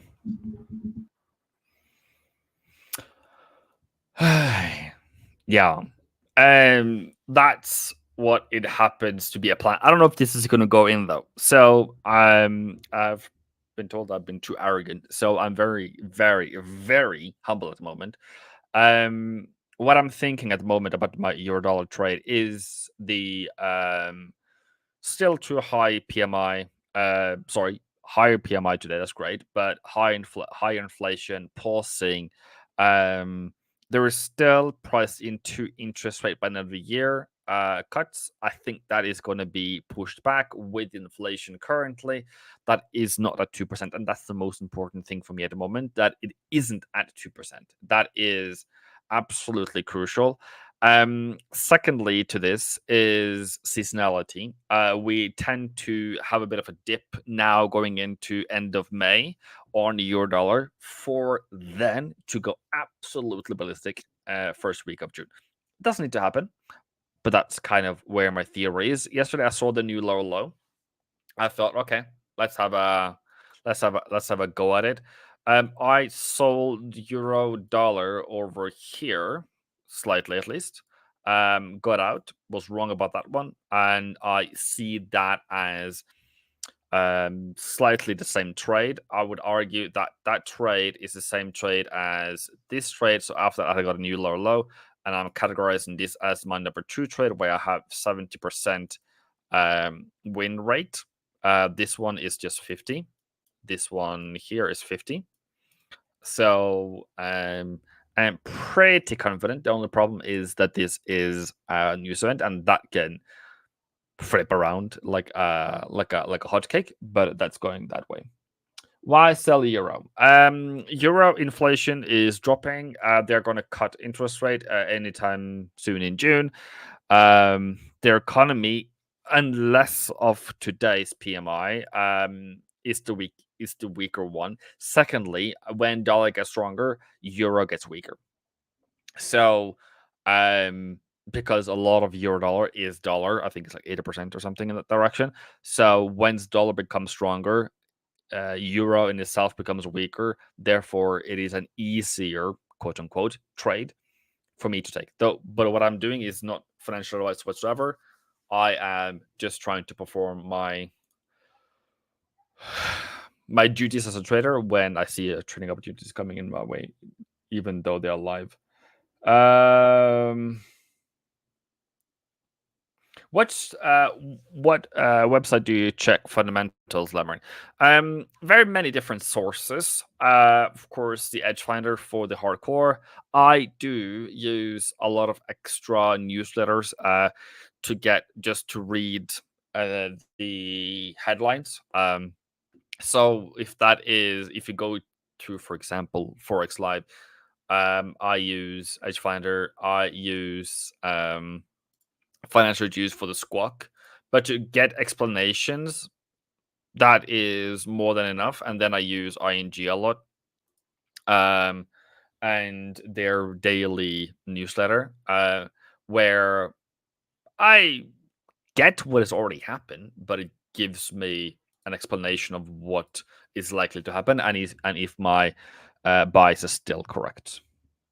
Ivan, in your own words, describe your mindset when you're trading. Oh, Lee James. Okay. I had a call today with somebody that I see myself some years ago. The person described booked the meeting the free meeting because the person wanted to talk about entries and exits, and how to avoid or how to deal with drawdowns. And that person, the meetings ends up being about how to deal with your mentality. And for me, when I trade, it's empty. Like all the thought process is afterward. It's before. So yesterday, I'm like, okay, so what do I need to see? What do I need to see? I need to see inflation. I need to see GDP. I need to see unemployment. I need to see maybe PMIs, for that matter. I need to see slowdown in the economy to sell one, and I need another one to be stronger. And for me, euro comes up then. Dollar CAD comes up as the other one. And yesterday, nay. I was supposed to buy that one. Okay, whatever. This is my trade plan from yesterday, by the way. I'm just going to clean it up a bit. And trade plan doesn't matter, but if you don't put it into real. But what happens inside my brain is it's empty. It is clear. I'm not stressed. I'm not angry. I'm not frustrated. I'm not upset. I have clarity and I have vision. So when I see the market coming down, I see opportunity. I see hope. I see positivity. So when this happened here, comes up yesterday, comes back down again. I'm like, great, fantastic. As you saw me a couple of minutes ago, I said I was waiting for dollar strength. I want a candle up, and sure, why not? We got that right now. So it's more of I am preparing for market to come back into a level. I'll take it. I don't really need technical analysis, but I mean, but I need a catalyst. I need a reason for it, and then I will go with it until trend ends, and if we go too fast, for that matter. So for me, compared to how I was before, I was scared, I was anxious, I was double checking, I was sweating, I was wondering, is there anybody on YouTube out there that can tell me that I'm right about my thesis? Is there anybody else agreeing with me? Is there anyone that is doing my strategy that is saying, okay, maybe we should actually not trade it? And then it went in my way, and then I got angry, frustrated, and FOMO'd, and then I would actually literally just enter now and say, hey, we're going in the direction we are supposed to go in. Great. Isn't that a great trade? Because it went in my direction. It is going how I want it to be. But I'm FOMOing. I'm having 20, 30 pips too high entry. I'm not where I'm supposed to be. I'm not ahead of the curve. I don't plan. I react. And that's where I lost a lot of money, lost a lot of patience, lost a lot of belief that I can actually successfully plan out a trade before it actually is supposed to happen.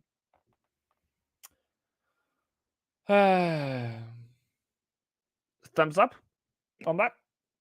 Skull Reaper. There is a link higher.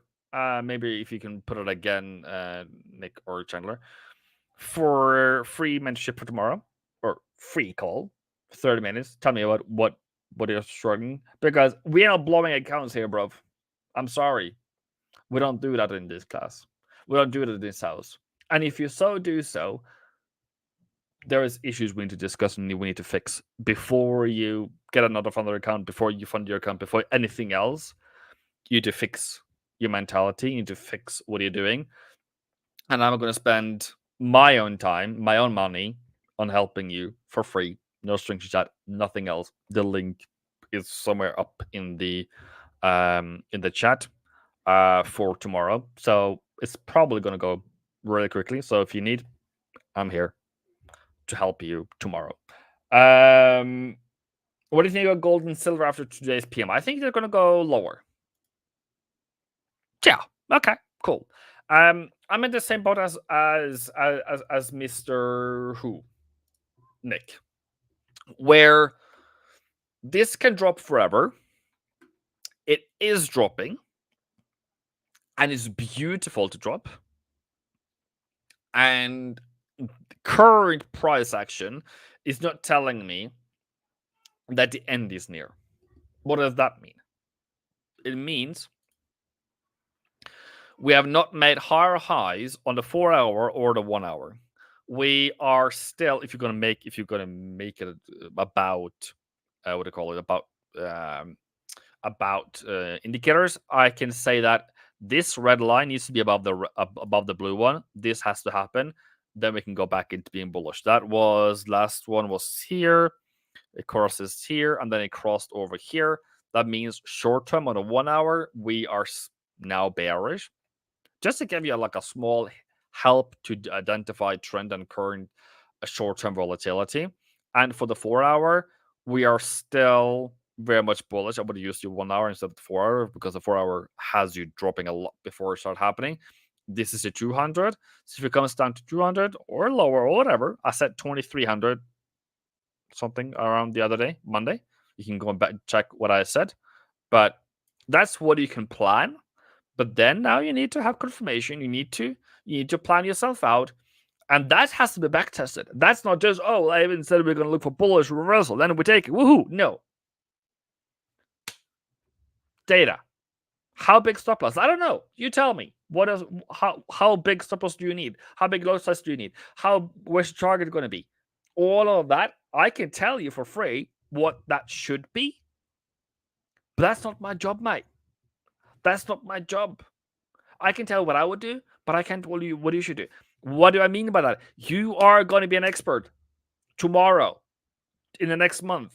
You are going to have a fantastic mentality. You're going to have a mindset that is just like mine. It's empty. You're focused. You're not caring about anything. You don't care about what Nick says about your trade. You don't care about what Solomon says about your trade. You are the expert. You are going to be in a TED Talk in 10 years talking about how amazing trader you have been and what mindset you had. Then you can't be running after me, being a copycat of me, because you won't be better than me. But I want you to be better than me. I want you to stand on top of the mountains and say, Ivan, he was a good inspiration to become better at what I did. That's the credit I want to hear in 10 years. When you come back and say, hey, I even fixed it. I even helped me see the light. I even helped me, but I did the work. I did the dirt. I did the backtesting. I did everything that was needed. But I had Nick, I had Ivan, who pushed me, who told me, who showed me to stand on my own feet as a trader, as an expert.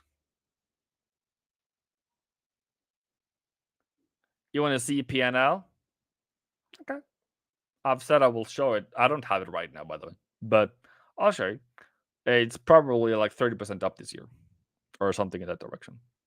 40, well, is it what? 5% loss January, February, March, 40 up in April, and May. I don't know what May is. Is it 10 down? I don't know. Somewhere around that direction. But it is on my FX book if I just find the link afterwards. But I'll share it. If you're in the Discord link, in the Discord, it's already there, but I'll find it.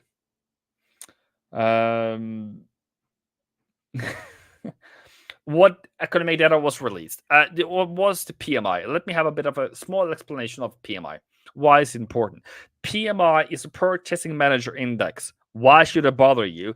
It is because they're telling in the survey what they're going to do. So it is future economic activity 2 or 3 months down the line. Is it 1 to 2 months maybe? So it is, how many are they going to employ? Are they going to do more or less than previously? Are they have more or less inventory? Are they going to produce more or less than before? Are they going to prices going up or down? So it's just like, are they going to do more or less activity than a previous period? And there's like a bunch of it's like a bunch of questions, and there's a bunch of people being asked in a bunch of different sectors, and then they compute this thing every month. So this is still, so today it was 54. So previous was 51, or expected was 51. 54 is above, so it's expanding, but then it goes a bit more than just normal. So 3 points up is, I wouldn't say it's normal. That means that 1 to 2 months down the line, we're going to have way more activity than we are currently having. We're going to have more activity than we're currently having. When we already have a lot of activity, we already have a lot of inflation. That's not great for inflation. That's going to keep inflation being too high for longer, and your dollar came back up again. Yeah, why not? So if you guys want to join the race, it's up to you. No, I'm not saying that. I'm saying if this fits you, sure, break yourself loose, but you have to have your own reasons. You have to have your own stop losses, your own back testing, because you're not trading off me. You are going to be the expert. You're going to be having accountability for your own actions. I'm not taking that. If you tell me you lost $500 today, if you tell me that you blew your account today, my hands are free. Because you know what that is? That is your learning curve. That is your way to profitability. That is this market telling you you're wrong. Whatever you're doing is wrong. Something is broken. Something isn't right. You're not profitable. Fix it. Figure it out. If it is that you're too afraid, are you too scared? Is your interest correct? Are your timing correct? Are you even looking for the right things? Ask those questions. Look through what you're currently doing, because something is broken, something is wrong. And if it is like today, the person said, I don't take the trades I'm supposed to be taking because I'm scared. But when I see the market goes in my direction, it leaves me on the train station. And then I don't get it. And then I take those other trades that are losses. And what does that tell me? You don't have the experience to trade. You don't have what it takes. And sit on demos, sit on paper trading, sit in your living room and test and test and test and test until you feel it like it is like buying bread. Trading should be like buying bread. It should be so easy. Why are you afraid of the bread being moldy? Why are you afraid of being the bread being too salty or too yeasty or too tough or too dry or too wet or whatever? You don't. You buy the bread, you pick it up, and you put it in your cart, and you go. The only thing you're worried about is the price of the bread, but not the quality, not anything else, just the price. So if you are a trader and you're just worried about the price, what are you worried about? That you are going to get the highest price in a bearish trend and the lowest price in a bullish trend. That's generally speaking what we're trying to do. And that's it. That's it. Oh, it's going to go against me. Oh, it's going to do this. Oh, it's going to do that. It doesn't matter. Okay? So I just took a trade here live, right? Fantastic. Okay? So I put my surplus way too high, though, but it is what it is. I'm expecting this one to go down to 107.50. It doesn't even... I don't care if I hit my stop loss 8% profit. It doesn't care. It doesn't matter. Why doesn't it matter? Because I can't do anything about the market. I have to change my entire process for me to change that. So what do I mean by that? In clear text, I mean that for you to trade currently, whatever, stop loss, entry, whatever, all your processes leads up to taking the trade. And the taking the trade is just 1% of your process. My process is fundamental analysis, sentiment analysis, seasonal analysis. Technical analysis is 5%, 10% of what I do. And if I'm wrong, okay, cool. Doesn't matter. Why doesn't it matter? Because I know I will be profitable over time. I know. Not because I will, not because I'm arrogant, not because of whatever. Because I've been doing it for so long. And if I'm scared, if I say I don't know, if I say I wouldn't be profitable, I shouldn't be a trader anymore. I should stop. What's your bias on pound dollar? Difficult. I want it to fall, but pound is showing strength at the moment, where dollar is also showing strength. So it's a bit of maybe higher after all, but New Zealand dollar, US dollar, pound dollar are the two that is strong. So I try to avoid currencies that are strong. Why is there a contradiction between EDGEFINDER and gold? All the data says buy. Yeah, you jump off FX trader. Not my data. Not my data. The reason for why my data doesn't tell me buy gold, technical analysis doesn't tell me to buy gold. My technical analysis tells me it is falling like a ton of bricks, sharp knife. It is trying to make a new lower low. So Socket says, as long as you have good risk management model, you are fine. Yeah, that's a part of your process. That's a part of what you're supposed to be doing. That's a part of the accountability you're supposed to be having a trader. You are supposed to figure that out before you take a trade, before you even think about it. But if you say that, if you look at the internet that says, oh, we have Lamborghinis. Oh, we travel. I travel a lot every year. Oh, I can afford that. Okay. I can afford this. I can afford my rent, and I can afford electricity, and I can afford 3 different internet service providers. Okay. Why? Is it because that I'm a fantastic human being? Or is it I'm a fantastic trader? Or I'm a fantastic mentor? Or I'm a fantastic whatever I do? No. But slowly here and there. Slowly. I still have money. I haven't blown it. I haven't blown money in many years. I did in the beginning. So that's that. What winning percent do you have? Okay, let me explain my process. By the way, don't follow me. Then. So my philosophy is 2 to 3 stop losses worth 50 pips. That is equal 150 pips. I have 2 to 4 break even. That is price went higher, came back, and then stopped out. That is 0 normally. So 150 negative, and then I normally then when I'm supposed to be winning on my 8th, 9th, and 10th trade, that is 2 to 3. That's the math. My thing. Yeah, the math is my thing. And then per trade, I am trying to gain 150 to a lot. So that is 150 times 3. That it becomes 150, 300, 450. 450, then I am supposed to be 300 net. Let me explain. So, when I traded pound New Zealand the other week, let me see if I can find it. I traded, where is it even? Pound, wasn't it pound New Zealand? Euro New Zealand, pound New Zealand. Yeah. Mm-hmm. So I entered where? Where is it? I entered here and I entered here. Literally, trade 1, trade 2, got out around 112, give or take.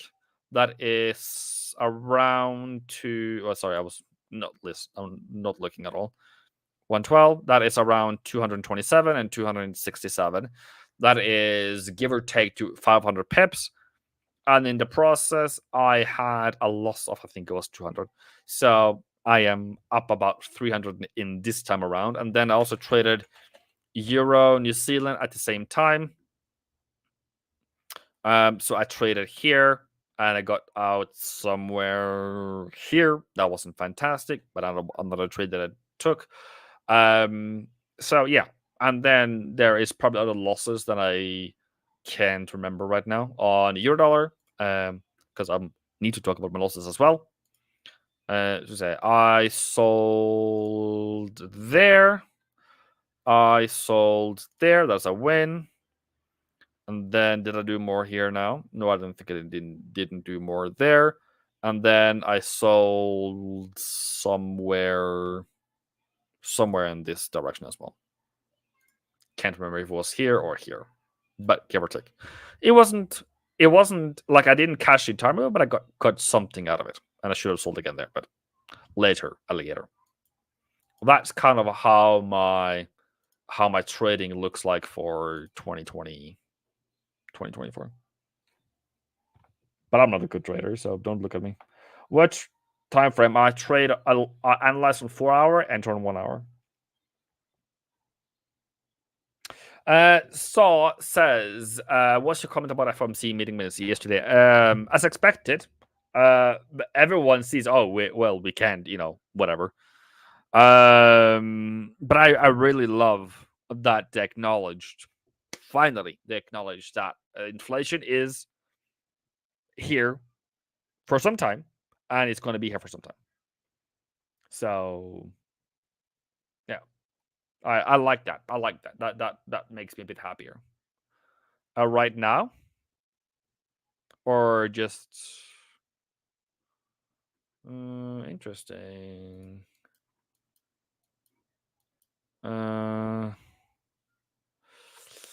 Okay, let me add DXY on top of it. DXY.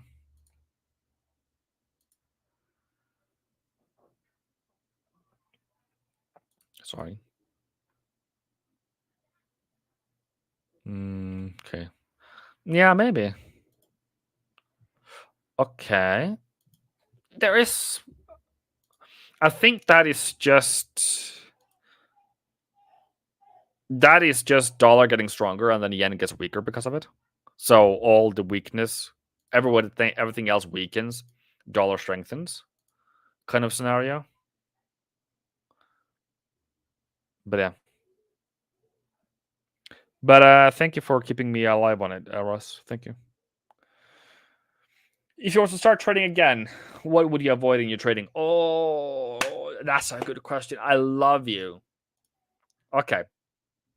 Who asked? Who am I loving today? Nephew Roger. Okay. Let me go through. This is going to be so really lift your hand if this is boring. But what mistake did I do in the beginning? Number one, did bot trading.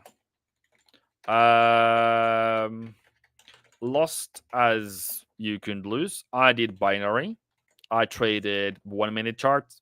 Horrible. So binary is basically, say, in 15 minutes or 1 minute or 5 minutes, I believe that the price is either going to be below or higher than current, and then I lost a lot of money there, especially in NFP. That was kind of my big blow there. Secondly, bot trading, binary. I went through all these indicators. What do you call them? MACD, RSI, stochastics. I went through trend lines. Why am I mentioning this? Because it's all my mistakes. Number 4, I did money management. Other people trading my money. That went also down the drain. Twice, actually. And then I tried scalping. That just made me very, very anxious, angry, frustrated, stressed. And then I tried swing trading. And then I tried position trading. And where I am now is basically somewhere between swing trading and position trading. My belief is if I can hold the trade for as long as possible with the least amount of intervention, trading, adding anything, if you can just leave one and in my proof of my trading, I did a lot of scalp trading on euro dollar. I think it was 2019, maybe. I sold and I sold and I sold. I made 1,000 pips. If I just sold one time at the beginning of the year, I would have made that same 1,000 pips. Something's happening on dollar yen. You were supposed to keep me in check, Russ. Is that fun? Ooh, okay. Ooh. Yeah, there might be something small there. There might be something small there. Just checking my euro dollar trade. Okay. Okay, cool. It's still okay. Yeah, okay, maybe there is something. So if I'm supposed to start again, I will do all those mistakes again. Why? Because I know it doesn't work for me. I can tell you MACD for me doesn't work. RSI doesn't work for me. Trend lines doesn't work for me, because if I say I'm putting a trend line on, which I was very good at, by the way, I could say, if it breaks that one, I will sell. What happens? What happens? What happens when you put a trend line? You're the only one in the entire world that has a trend line on. It doesn't come back again. Then you just lost there. Trading FOMO, like, oh, it fell. Oh, sorry. For me, didn't work out. I'm not hating on it. I'm just saying, didn't work for me. ICT is something new I don't know about. Whatever Roger Banks is doing, I don't know what that is about. Candlesticks also did. I was like, oh, I'm looking for hammers and morning stars and evening stars. It doesn't matter, because to me, later on, it was about the levels, like how and velocity, how far do we fall, and then the reversal. I've done a lot of reversal trading. I've done a lot of that, and that's my grail. That's where I'm good at. That's what I do. And sometimes I don't get what I want, and I'm like, cool, whatever. But candlesticks patterns, and because another thing that happened was that I went into trend following trading, and then what I used to trade fantastically. I was the best trader in the world at buying at tops and selling at bottoms. I could catch bottom. I can catch a peak. It was just that I was too late. So that's how I discovered pivot points. And sorry, that's when I discovered pivot points, thank God, that I now know I need to know that if a trend has happened for more than 300 pips or so on major pairs, I'm not trading it. Why? Because that is the death of my account. Secondly, what I also used to do, I said, okay, in a bullish trend, I'm going to buy the pullback. Fantastic, right? What is a pullback, you might ask? That's a pullback. And then I would put my normal stop loss on. I will say, okay, I'll put my 30 pips on, whatever, 50 actually. And what used to happen is it hit my stop loss, and then it continued higher. And then I'm like, let's re-engineer it. Let's that be my entry. So I lost. I couldn't figure out this trend continuation thing, because it always hit my stop loss. And then I found out that a pullback on a trade is normally somewhere between 50 and 70 pips.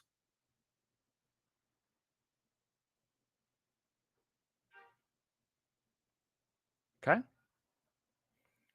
But then you just re-engineer it. Like, don't make it difficult. Okay. Yeah. I would have a pullback. Who was it? Now, as a bot trading, also this is 2013, bro. This isn't 2024. So you could put like $500 into an account and it would trade for you. And I'm not going to mention the company, but it had binary in it. And it would trade for you overnight for me. I think it was Asia session. But the next morning I had $100 left.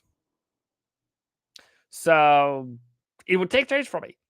And it's nothing fancy. It was just a website that you press continue, and then you say, oh, I'm going to have high or low or medium risk. I have this amount of things, and then it would just do its thing. So is position trading and swing trading differently?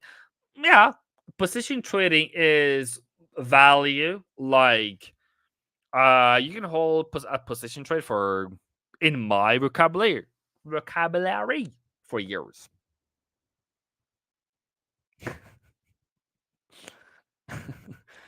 Like, if people say, like, Ivan, what's your win rate? Like, how are you a good trader? Like, why should I listen to you? I'm telling you, don't. Like, I suck too. But I happen to be profitable over time. I happen to have some trades going on for me sometimes, and I happen to be buying sometimes at a better price than I used to. But I'm not done being a good trader. I'm not done finding out the best trades. I'm not done finding my holy grail. I don't have a holy grail. I have my fantastic strategy that I find very simple to tell people, but you have to internalize the psychology. You have to internalize your mentality, and that, my friend, that is where things is. Okay, that's your holy grail. Is your ability to think clearly in pressure, in when everything paramounts to, okay, I'm going to put a trade on. I was live here a couple minutes ago. I was still live, but I was with Nick. I'm like, I'm going to take it. I was a bit apologetic for taking it, but I'm like, it's that. That's how it's supposed to be. And in that moment, I forget my surroundings. Ask top athletes how they think. Ask, top athletes, Formula One drivers, ski athletes, football people, like whatever they do. LeBron James, for that matter. Ask Fabio Alonso. Ask Marcel Hirscher. Pelé, whatever they're called. Cristiano Ronaldo. What I mean is, ask them about in those golden moments when they're going to take the penalty kick, when they are over on the starting line, when things was about to kick off their biggest event of their career. At that point, do you know what they were doing? Most of the answers was they were pumped, they were excited, they're a bit nervous,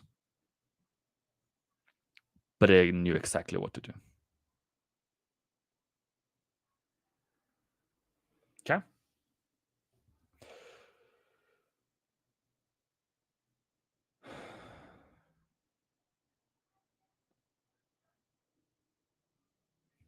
What happened to gold? I don't know. Did you trade it? It's just doing what it's supposed to be doing. I don't know what you're doing about it, but I've said on Monday, I think, look at three different levels. I don't know where it is now, right now, maybe. It says here, yeah, I said on Monday. Okay. That can be a potential. That can be a potential. Here can be a potential. And see if you can find, if we will get a reversal that you didn't get because we were too high on Monday. So it just falls.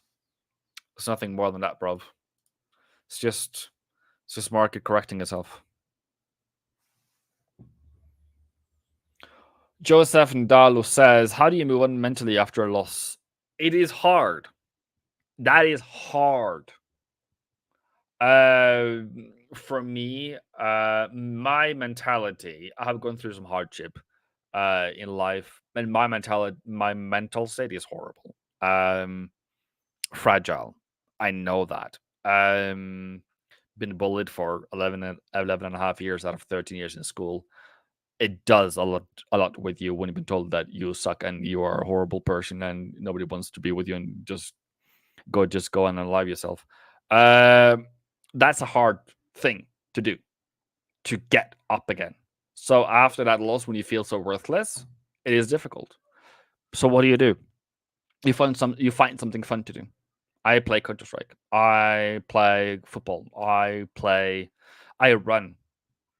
I do something else. Or I listen to somebody that will tell me how good I am, how good I'm looking. just to get something positive in, and I don't focus on the loss in the end. And then when I come back, I go through all the good times I had good trading patterns, good trading strategy, good mentality. I was winning. I was good. I was doing it well. I'll memorize that. I'll try to relive. I try to feel the feelings of how it was to win. And after a week, I probably get over it. But it's difficult. It's difficult for a losing streak. No, I don't use any ICT concept. I don't know what that is. I probably do without knowing. But I also have the same entries as, what is it? Elite Wave people. But I don't know what they're doing. I can't explain it for the life of me.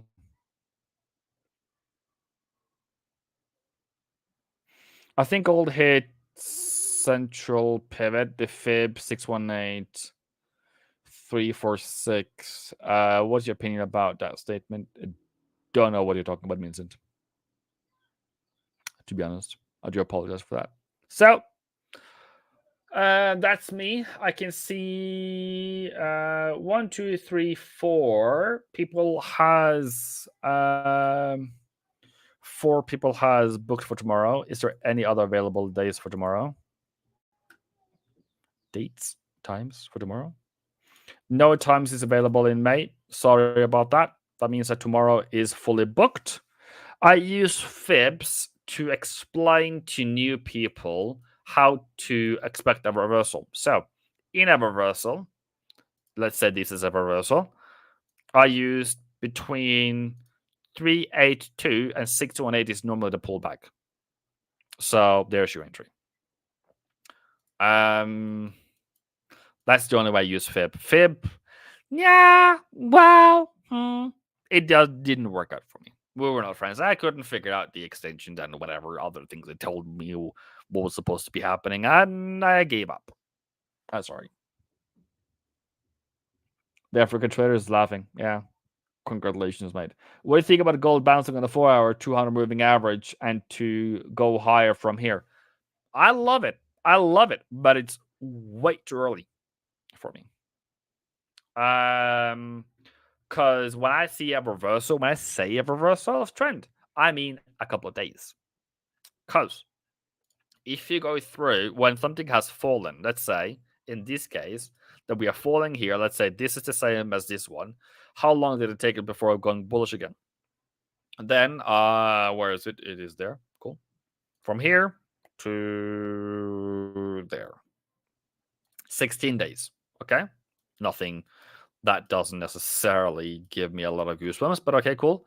And then here we have another fall. Let's say we are here.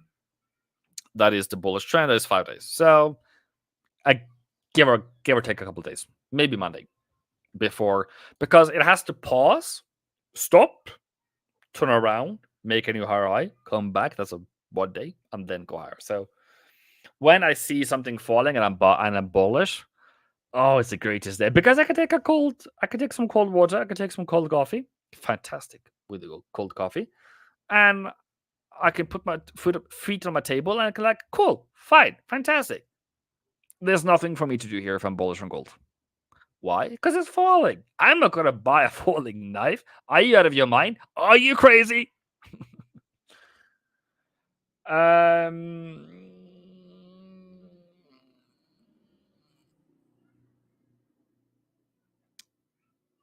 Elda Tomas, is a good combination reward ratio 1 to 2 and 38% win rate. As I said, win rate is kind of like I'm gonna make a lot of people angrier.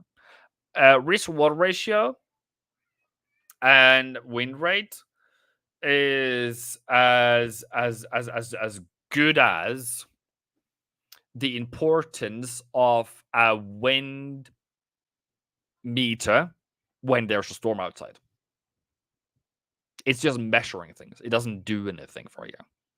So what I said, I normally have 3 stop losses, 3 break evens, and 3 wins. And I normally left with 300 to 1,000 pips net, where 3 stop losses is 150 pips, 200. So my win rate is like 30. But so don't it's just a measuring tool of your success, but that doesn't make you profitable. That doesn't mean that your thing is good. What does mean, though it does do anything, Sharpe ratio.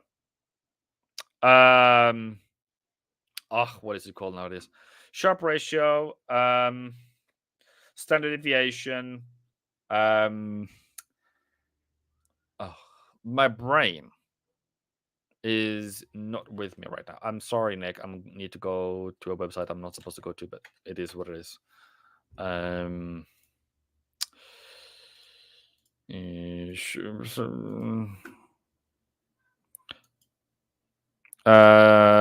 Sorting ratio and volatility, Sharpe ratios and deviation. And your max win and your max loss, and your max loss shouldn't be more than should be half of your max win. So if you're normally getting 100 pips, your max loss should be not be more than 50. That's what I'm looking at. And then profit factor. Sorry, it should be above 1. Those are the things I'm looking at when I'm looking at your trading statements. Do you use price range tool? That was just to show from time to time how many days it took for this one to go bullish again. Where can I find this data? So those are just statistical tools. Google will help you. And I'll probably text it. I can put it in the comment section afterwards, but it's just statistical tools. So what I would Google how to analyze a portfolio, investment portfolio, and then Google will probably tell you some risk adjustments, and then of course beta as well. Sorry. So that's basically what you are looking for. That is much better to so your standard deviation for risk analysis, your risk return ratio, your Sharpe ratio, sorry. So yeah, I think that is way more important for you than to look at your win rate. Because if your profit factor is below 1, you're not profitable. Easy. For that time being. How can I improve my psychology in trading? Start not caring. Don't think about the profit. Don't think about the monetary value. Think about the percentage. Think about the gain. Think about how can I become the best trader ever. And your success is your ability to 1, identify a good trade, 2, do it again and again and again, and 3, never break. What do I mean by never break? Never be anxious. Never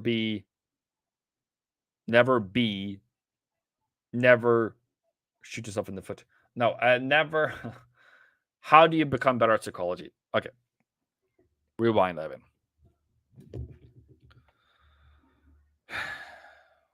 Find a strategy or create a strategy that you have that you have traded for so long that you know it in and out, like buying bread. You know exactly how to find a trade, what to look for, how to see. And what generally tends to happen is that when you don't have that, your psychology break. Oh, I don't know what to do. I don't know. Like, is this correct? Will I get a win? Will it hit my stop loss? All of that, those doubts, those fears, those bad habits, I call them, of self hurting yourself. It's only going to take it longer for you to become profitable. So how do you improve your profitability? How do you improve your psychology? I'm going to give you a couple of tips only. Number 1, you need to be sharp about your statistics. That means profitability, probability. If you say now, let's do it now, this market right now. How likely are you to be making money if you buy gold right now. Mine, probably 10. Like, you need to know your strategy in and out like butter. Okay? Secondly, whatever other people tells you on social media that they are such a good traders, or Nick that he makes a lot of profit, doesn't matter. You need to fight for yourself. You need to fight for your own trading. You're going to be the expert. You're going to stand here in 10 years and say, hey, I did it. I made it. Okay. So how do you improve that? You stop caring about other people, about other people's trades. You need to care about your trading, your performance, and how you get rid of bad trades. You are analyzing like lightning. You know exactly in this situation, in that situation, in the next situation, that this is number one, a good setup or a bad setup. If it's a good setup, okay, then you go down the line of your process. Okay, so it has to be you who makes the decisions, and that hurts to be accountable to your own actions. It hurts to lose. It hurts to be wrong. But that's your ego. That's your ego. That's your brain telling you, oh, I shouldn't lose anymore. I don't lose anymore. I don't want to lose anymore because you have lost so much. What is it? It is your brain that's going down the rabbit hole and says losing is bad, when the market is telling you you're wrong right now. The market doesn't differentiate if you're a man or woman, old or young, from Brazil or Argentina or America or Samoa, as long as you have internet actions and access to knowledge. The rest is on you.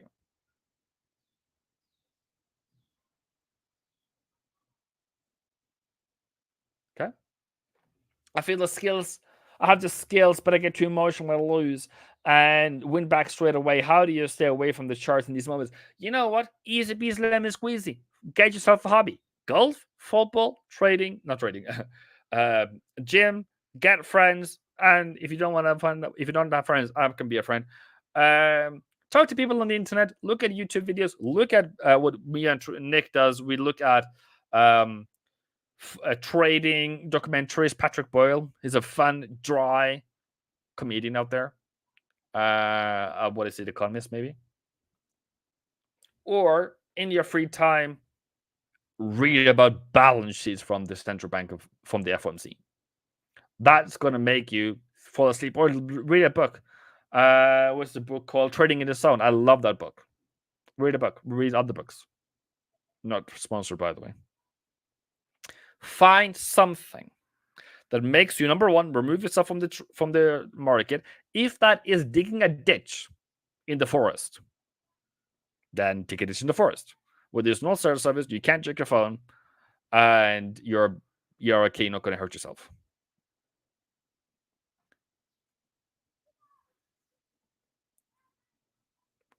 And then, I can't do it because they haven't done it enough. If you have self-doubt, sorry.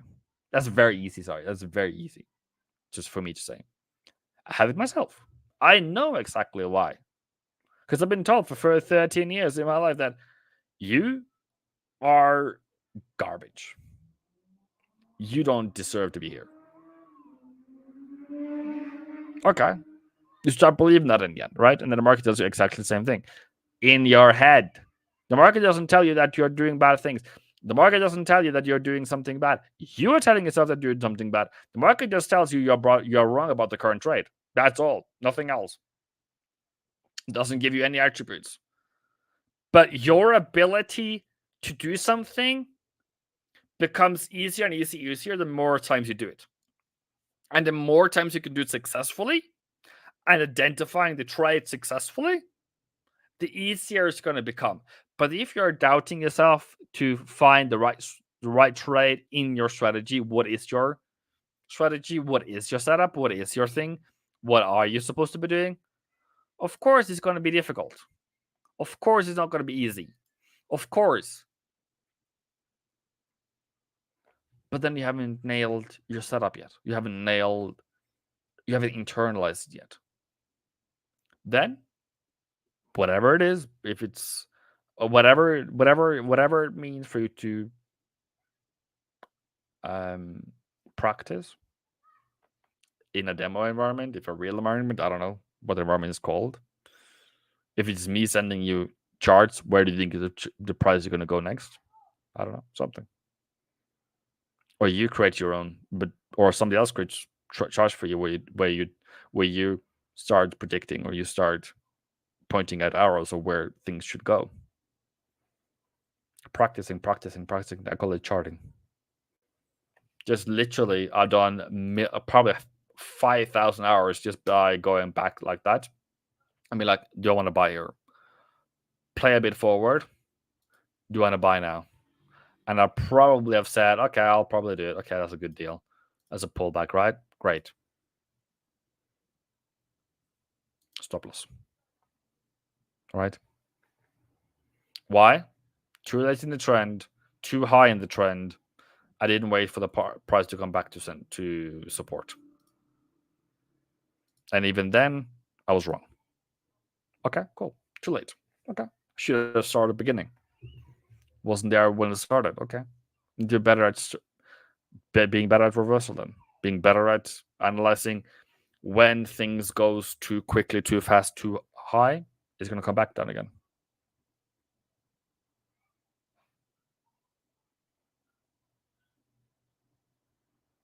No setup equals no trade. You have to stay disciplined to your rules. That is very difficult. And if there's one thing that we never talk about here, and we should talk about it more, is what do you call it in English? It's called when you are lacking self-control.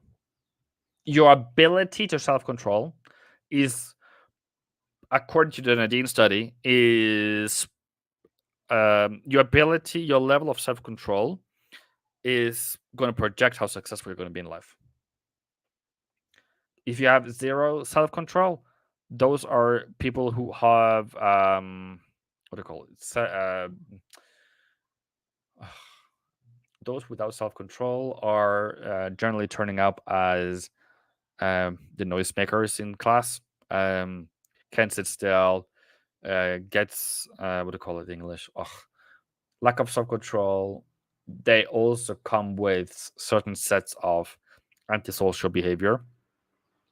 And the ones that, is the nice girls or the good boys and the good girls that never does anything bad, doesn't break any laws, those normally have very good self-control. So when it comes to discipline, comes to your ability to control yourself and regulate yourself, the faster you're able to humble yourself and say, okay, I need to take control here, that the faster you're going to be better at trading. But this is solidly profitable. But that means you have to have a proper strategy. But yourself, your own mentality, the faster you allow yourself to be controlled by your own mind, to control your mind, and to be assertive, and to be assertive, and to be like purpose. You know what to do in certain situations, and then if you don't, cool, let it be. Trading on tablet is not recommended by me. Cool. It's so hard to find friends who trade. That's why we have a community here, Alda. Thank you very much for joining. And we are here every day. That's enough for me. I have talked long enough. I am probably being screamed at by Nick afterwards. But I hope you have enjoyed. There's the link to my YouTube channel. I'll post my FX book tomorrow. It's not a beautiful site, but it's a site. And I'm still on the journey as well to become profitable, even after 10 years. What's my biggest struggle? Self-doubt. That's just how it is. Boom. I love you guys. And may you win every pip that you ever deserve. Thanks again for watching today's show. Our goal at A1 Trading is to share free value to you, our audience, through daily videos and articles, keeping you up to date with the latest market coverage. If you enjoy our content, make sure to subscribe for more, lest ye walk the plank. Join our crew as we head out to go long on gold. See you next time.